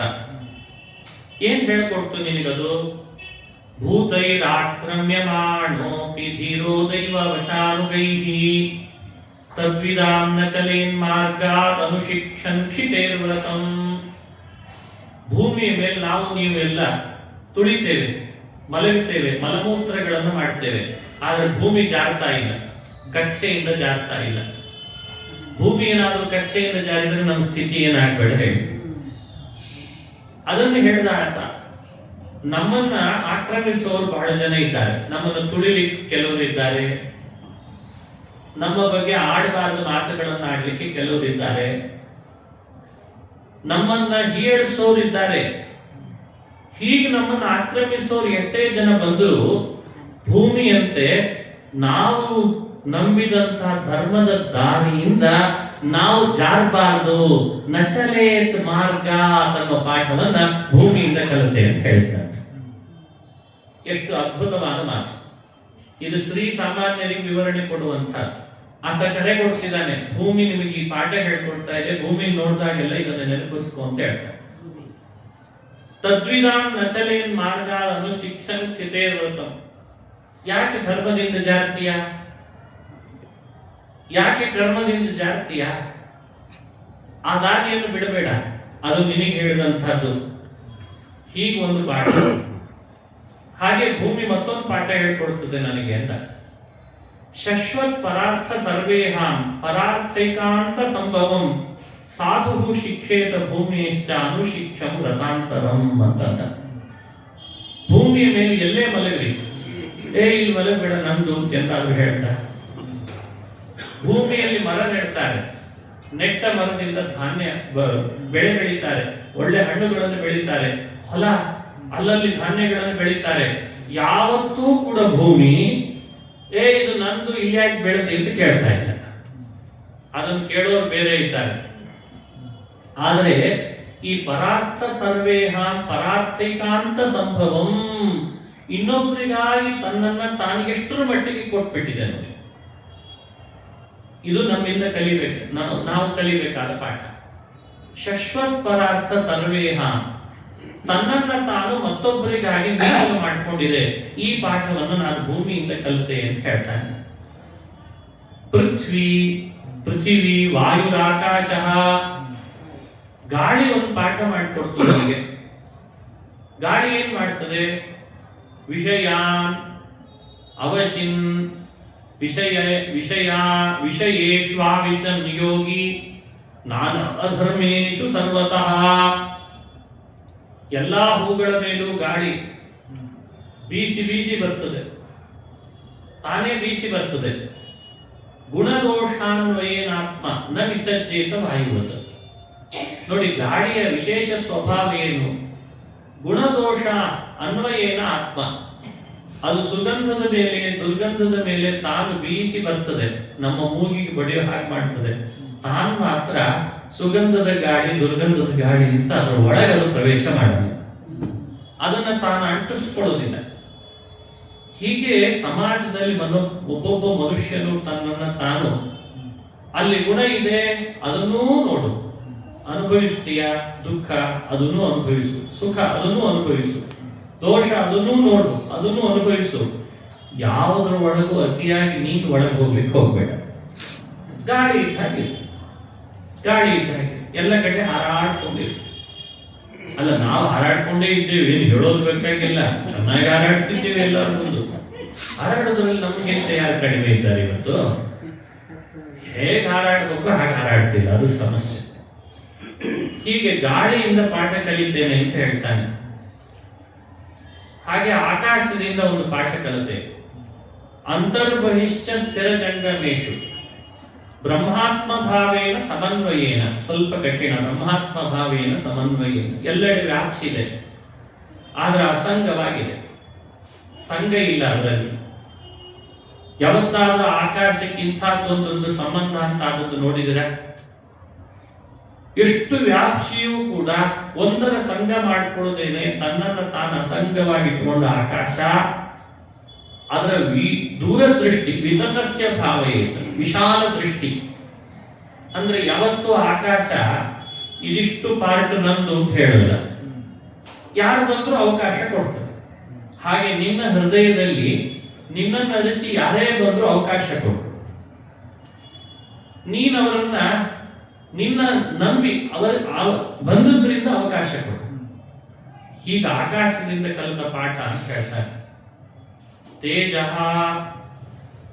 ಹೀಗೆ ಪೃಥ್ವಿ, ವಾಯು, ಆಕಾಶ, ಆಪಹ. ತೇಜ ಅಲ್ಲ, ಆಪಹ. ನೀರಿನಿಂದ ಪಾಠ ಕಲಿತೆ ಅಂತ ಹೇಳ್ತಾನೆ. ನೀರೇನ್ ಪಾಠ ಹೇಳ್ಕೊಡ್ತು? ಸ್ವಚ್ಛ ಪ್ರಕೃತಿ ಸ್ನಿಗ್ಧ. ಮನುಷ್ಯ ತನ್ನ ಬದುಕನ್ನ ಹೇಗೆ ಇಟ್ಕೊಳ್ಬೇಕು? ಬೆಳ್ಳಗೆ ಇಟ್ಕೊಳ್ಬೇಕಂತ. ಸ್ವಚ್ಛ ಸ್ವಚ್ಛವಾಗಿ ಇಟ್ಕೊಳ್ಬೇಕು. ಯಾಕಂದ್ರೆ ನೀರು ನನಗೆ ಯಾವಾಗಲೂ ಅದನ್ನ ಹೇಳ್ಕೊಡ್ತದೆ, ನಾನು ಹೇಗಿದ್ದೇನೆ ನೀನು ಹಾಗೆ. ಸ್ವಚ್ಛ ಬದುಕನ್ನು ಹಾಗೆ ಇಟ್ಕೊ. ಪ್ರಕೃತಿತ ಸ್ನಿಗ್ಧ, ಸ್ವಭಾವದಿಂದ ನೀನು ಸ್ನಿಗ್ಧತೆಯನ್ನು ಕಾಪಾಡ್ಕೊ. ಸ್ನಿಗ್ಧ ಅಂದ್ರೆ ಏನು? ಸ್ನೇಹಿಯಾಗಿರುವಂತ ಅರ್ಥ. ನೀರಿನ ಸ್ವಭಾವ ಏನು? ಹಿಟ್ಟನ್ನು ಕಲಸ್ಲಿಕ್ಕೆ ನೀರು ಉಪಯೋಗಿಸ್ತಾರೆ. ಹಿಟ್ಟಿನ ಕಣಗಳನ್ನ ಬೇರೆ ಬೇರೆ ಕಡೆ ಇದ್ರು ಒಂದು ಹನಿ ನೀರು ಹಾಕಿದ್ರೆ ಸಾಕು, ಹಿಟ್ಟಿನ ಕಣಗಳೇನಾಗ್ಬಿಡ್ತವೆ, ಒಟ್ಟು ಬಂದು ಸೇರ್ತಾವೆ, ಮುದ್ದೆ ಆಗ್ತದೆ. ಹಾಗೆ ಮನುಷ್ಯ ತನ್ನ ಮನಸ್ಸನ್ನ, ತನ್ನ ಬದುಕನ್ನ ನೀರಿನಲ್ಲಿರುವ ಸ್ನೇಹ ಗುಣದ ಪ್ರಭಾವದಿಂದ ಬೇರ್ಪಟ್ಟವರನ್ನೆಲ್ಲ ಒಂದುಗೂಡಿಸುವಂತೆ ಮಾಡ್ಬೇಕಂತ.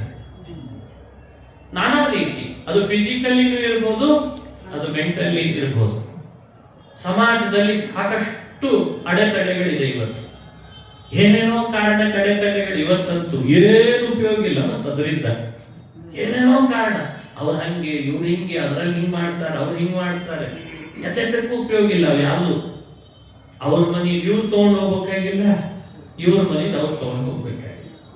ಚಂದಾಗಿ ನಗನಗುತ್ತಾ ಇರ್ಲಿಕ್ಕೆ ಅವಕಾಶ ಇದೆ, ಆದ್ರೆ ಇರಲ್ಲ. ಅದಕ್ಕೆ ಬೇರೆ ಬೇರೆ ಕಾರಣ ಹೇಳ್ತಾರೆ.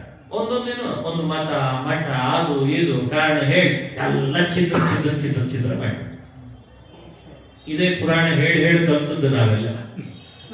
ಪುರಾಣ ಕೇಳಿ ಕಲ್ತದ್ದು ಒಂದಿಷ್ಟು, ಪುರಾಣ ಹೇಳಿ ಕಲ್ತದ್ದು ಒಂದಿಷ್ಟು ಅಂತ ಆಗ್ಬಿಟ್ಟಿದೆ. ಅಂತೂ ಇಂತೂ ಒಂದೊಂದು ಕಾರಣಗಳನ್ನ ಹೇಳಿ ಮನುಷ್ಯ ಛಿದ್ರ ಆಗ್ತಾನೆ, ಬೇರ್ಪಡ್ತಾನೆ. ಆದ್ರೆ ಭಾಗವತ ಕೇಳ್ತದೆ ಪ್ರಕೃತಿತ ಸ್ನಿಗ್ಧ. ನೋಡು, ನೀರು ಹಿಟ್ಟಿನ ಕಣಕಣಗಳನ್ನ ತನ್ನೆಡೆ ಸೆಳೀತದೆ, ಒಂದುಗೂಡಿಸ್ತದೆ. ಸಾಧ್ಯವಾದರೆ ಸಮಾಜದಲ್ಲಿ ಬೇರ್ಪಟ್ಟವರನ್ನು ಒಂದುಗೂಡಿಸುವಂತೆ ಮಾಡು, ಬೇರ್ಪಡಿಸಬೇಡ ಅಂತ ಹೇಳ್ತದೆ ಭಾಗವತ. ಇದಕ್ಕೆ ಬೇರೆ ಬೇರೆ ವಿವರಣೆಯನ್ನು ಕೊಡಬಹುದು. ನಾವು ಹೇಗೆ ತಿಳ್ಕೊಳ್ತೇವೆ ಹಾಗೆ. ಮಾಧುರ್ಯ ತೀರ್ಥವಂದ್ರೆ ನೀರು ಒಳ್ಳೆ ಮಧುರವಾಗಿರ್ತದೆ. ಎಂಥ ನೀರಡಿಕೆ ಆದಾಗ್ಲೂ ಸ್ವಲ್ಪ ಎಳ್ನೀರು ಕುಡಿದ್ರು ಆ ನೀರಡಿಕೆ ಹೋಗಲ್ಲ. ನೀರು ಕುಡಿದ್ರಷ್ಟೇ ದಣಿವ ಆಗ್ತದೆ. ಆ ನೀರಿಗಂಥ ಮಾಧುರ್ಯ ಇದೆ.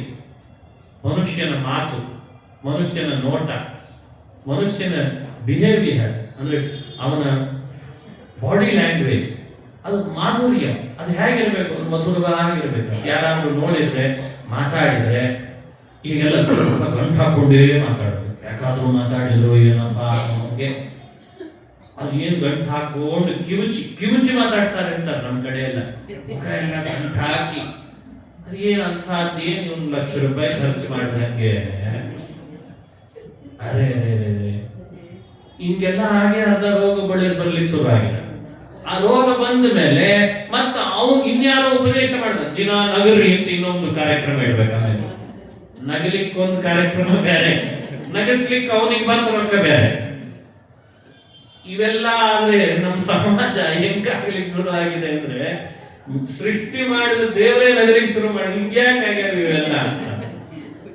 ದೇವತೆಗಳ ನಗತಿದಾರ ನಮ್ಮನ್ನು ನೋಡಿ, ಎಷ್ಟು ಆರಾಮಿರ್ರಿ ಅಂತ ನಾವು ಭೂಮಿ ಮೇಲೆ ಬಿಟ್ಟು ಹೋಗೇವಿ ನಿಮ್ಮನ್ನ. ಉಂಡು ತಿಂದು ಗಟ್ಟಿಯಾಗಿ ರೋಗ ಬರದಂತೆ 4 ಜನರಿಗೆ ಕೊಟ್ಟು, ನೀವು ಬಾಳಿ ನಮ್ಮನ್ನು ಬಾಳಿಸಿ, ಜಗಳ ಆಡದೆ ಹೆದರ್ಕೊಳ್ಳದೆ ಇರ್ರಿ ಅಂತ ಬಿಟ್ಟು ಹೋಗಿದ್ದಾರೆ. ನಮ್ಮನ್ನು ನೋಡಿ ನೋಡಿ ನಗಿತಿದ್ದಾರೆ ದೇವತೆಗಳೆಲ್ಲ. ಮಾಧುರ್ಯಂ ತೀರ್ಥವಂದ್ರಣ. ನಾನು ಅದನ್ನು ನೋಡಿ ಪಾಠ ಕಲಿತೆ ಅಂತ ಆತ ಅವಧೂತ. ಮಧುರವಾದ ಮಾತುಗಳನ್ನು ಆಡಬೇಕು, ಧ್ವನಿ ಮಧುರವಾಗಿರ್ಬೇಕು, ಮಾತಿನ ಶಬ್ದಗಳಲ್ಲಿ ಮಾಧುರ್ಯ ಇರಬೇಕು, ನೋಟದಲ್ಲಿ ಮಾಧುರ್ಯ ಇರಬೇಕು. ಮನುಷ್ಯನ ನೋಟ, ಮಾತು, ಶಬ್ದ, ಧ್ವನಿ ಮಧುರವಾಗಿದ್ರೆ ಎಂಥವರನ್ನು ಆಕರ್ಷಣೆ ಮಾಡಬಲ್ಲ ಅಂತ. ಜಗತ್ತಿನಲ್ಲಿ ಎಷ್ಟು ಜನ ಫಾಲೋವರ್ಸ್ ಇದ್ದಾರೆ ಇವತ್ತು ಮಧುರವಾದ ಮಾತುಗಳನ್ನು ಆಡೋರಿಗೆ ಗೊತ್ತೇ? ಬಹಳ ದೊಡ್ಡ ಶ್ರೀಮಂತರಿದ್ದಾರೆ, ಬಹಳ ದೊಡ್ಡ ಶ್ರೀಮಂತರು, ಕೋಟಿ ಗಟ್ಟಲೆ ವ್ಯವಹಾರ ಮಾಡೋರು. ವಾರಕ್ಕೊಂದು ದಿವಸ ಅವ್ರು ಏನ್ ಮಾಡ್ತಾರೆ ಅಂದ್ರೆ, ಮಧುರವಾಗಿ ಮಾತಾಡೋರಿಗೆ ರೊಕ್ಕ ಕೊಟ್ಟು 2 ತಾಸು ಅವ್ರನ್ನ ಕರೆದು ಮನೆಯಲ್ಲಿ ಮಾತಾಡ್ಲಿಕ್ಕೆ ಹೇಳ್ತಾರೆ. ಅಷ್ಟು ಅವರಿಗೆ ಟೆನ್ಷನ್ ಆಗಿಬಿಟ್ಟಿರ್ತದೆ. ಅವ್ರು ಫ್ರೆಶ್ ಆಗ್ಬೇಕಲ್ಲ ಅವರು. ಹಂಗೆ ಇವತ್ತು ನಡೀತಾ ಇದೆ ಅಂದ್ರೆ ಎಷ್ಟು ಸ್ಟ್ರೆಸ್ ಇರಬೇಕು ಯೋಚಿಸ್ರಿ ಅವರಿಗೆಲ್ಲ. ಆ ಸ್ಟ್ರೆಸ್ ಅನ್ನು ಕಳ್ಕೊಳ್ಳಿಕ್ಕೆ ಚೆನ್ನಾಗಿ ಮಾತಾಡೋರಿಗೆ ಅವ್ರು ಸಂಬಳ ಕೊಟ್ಟಿಟ್ಕೊಂಡಿದ್ದಾರೆ. ನೀವೇನು ಮಾಡಬೇಡ್ರಿ, ಪ್ರತಿ ಸಂಡೇ ನಮ್ಮ ಮನೆಗೆ ಬಂದು ಒಂದ್ 2 ತಾಸು ಮಾತಾಡಿ ಹೋಗ್ರಪ್ಪ ಚಂದಾಗಿ. ಯಾಕೆಂದ್ರೆ ಮನೆ ತುಂಬ ಮೊಬೈಲ್, ಅವ ಇವ್ರನ್ನ ಮಾತಾಡಲ್ಲ, ಇವ ಅವ್ರನ್ನ ಮಾತಾಡ್ಸಲ್ಲ. ಅಲ್ಲಲ್ಲಿ ವ್ಯಾಪೃತನಾದ ನೋಡಿ. ಮಾತಿನಲ್ಲೇ ನಮ್ಮ ಸತ್ವ ಕಳ್ಕೊಂಡ್ಬಿಟ್ವಿ ಅಂದ್ರೆ ಯಾರಿಗಾದ್ರೂ ಹೇಳಿ ನೋಡ, ಒಂದು 1/2 ತಾಸು ಚಂದಾಗಿ ಮಾತಾಡಿ ಮನಸ್ಸನ್ನು ಉಲ್ಲಾಸ ಮಾಡ್ರಿ ಅಂತ ಯಾರಿಗೂ ಮಾತೇ ಬರ್ತಾ ಇಲ್ಲ. ಈಗ ಇತ್ತೀಚೆಗೆ ಮಾತೇ ಬರ್ತಾ ಇಲ್ಲ, ಬಹಳ ದುಸ್ತರ. ಮಾಧುರ್ಯಂ ತೀರ್ಥವನ್ ತೀರ್ಥವತ್, ನೀರಿನಲ್ಲಿರುವ ಮತ್ತೊಂದು ಗುಣ ಅಂದ್ರೆ ತೀರ್ಥವತ್ ಅಂತ. ಅದು ನೀರೇ, ಆದ್ರೆ ಆ ನೀರಿಗೊಂದು ಶಕ್ತಿ ಬರ್ತದೆ. ಯಾವಾಗ ಆ ನೀರಿಗೊಂದು ಶಕ್ತಿ, ಅದು ತೀರ್ಥ ಅಂದ್ರೆ ಪವಿತ್ರೀಕರಿಸುವ ಶಕ್ತಿಗೆ ತೀರ್ಥ ಹೆಸರು. ನಮ್ಮ ಮನೆಯಲ್ಲಿ ಹರಿಯುವ ನೀರು ಕೂಡ ತೀರ್ಥದ ಸ್ತರವನ್ನ ಹೊಂದುತ್ತದೆ. ಯಾವಾಗ ಭಗವಂತನ ಪಾದಕ್ಕೆ ಅಭಿಷೇಕ ಅಂತ ಆದಾಗ. ಅಂದ್ರೆ ಮನುಷ್ಯನ ಬದುಕಿ ಹೇಗಿರ್ಬೇಕು ಅಂದ್ರೆ ತಾನು ಬಡಿ ಆಗೋದಲ್ಲ, ತೀರ್ಥನಾಗೋದಲ್ಲ, ತಾನು ಬಡಿ ಆಗ್ಬೇಕು ಅಂತ ಇಡೀ ಬೆಳಗ್ಗೆಯಿಂದ ಏನೆಲ್ಲ ಮಾಡ್ತಿರ್ತಾನೆ. ಪುರಾಣ ಹೇಳ್ತದೆ, ನಿನ್ನನ್ನು ನೋಡಿದವನು ಬಡಿ ಆಗ್ಬೇಕು, ಹಾಗೆ ನೀನಾಗು ಅಂತ ಹೇಳ್ತದೆ. ಅದಕ್ಕೆ ತೀರ್ಥ ಅಂತ ಹೆಸರು. ನೀರೇನ್ ಮಾಡ್ತದೆ, ನೀರು ತಾನು ಶುದ್ಧವಲ್ಲ ಇರೋದಷ್ಟೇ ಅಲ್ಲದೇನೆ ತನ್ನನ್ನು ಯಾರು ನೋಡ್ತಾರೋ, ತನ್ನನ್ನು ಯಾರು ಪ್ರೋಕ್ಷಣೆ ಮಾಡ್ಕೋತಾರೋ ಅವರನ್ನದು ಪವಿತ್ರೀಕರಿಸ್ತದೆ. ಇದು ನಾನು ಕಲಿತ ಪಾಠ. ನನ್ನ ಮಾತಾಡಿಸಿದವರು, ನನ್ನ ನೋಡಿದವರು, ನನ್ನನ್ನು ಸ್ಪರ್ಶಿಸಿದವರು, ಅವರು ಪವಿತ್ರ ಆಗ್ಬೇಕು ಅಂದ್ರೆ ತಾನೆಷ್ಟು ಪವಿತ್ರಲಿರಬೇಕು ಯೋಚಿಸ್ರಿ. ಇದನ್ನು ನಾನು ನೀರಿನಿಂದ ಕಲಿತೆ ಅಂತ ಹೇಳ್ತಾನೆ ಪಾಠ. ಹೀಗೆ ನೀರಿನಿಂದ ಕಲಿತ ಪಾಠ, ಮುಂದೆ ಬೆಂಕಿಯಿಂದ ಕಲಿತ ಪಾಠ. ಭೂಮಿ, ಆಕಾಶ, ವಾಯು, ನೀರು, ಇವೆಲ್ಲ ಪಂಚಭೂತಗಳು ನನಗೆ ಗುರುಗಳು ಅಂತ ವಿವರಣೆ ಕೊಡ್ತಾ ಬರ್ತಾನೆ. ನಾಳೆ ಅದರ ಮುಂದುವರೆದ ಭಾಗವನ್ನು ಚಿಂತಿಸೋಣ ಅಂತ ಹೇಳ್ತಾ ಶ್ರೀಕೃಷ್ಣ.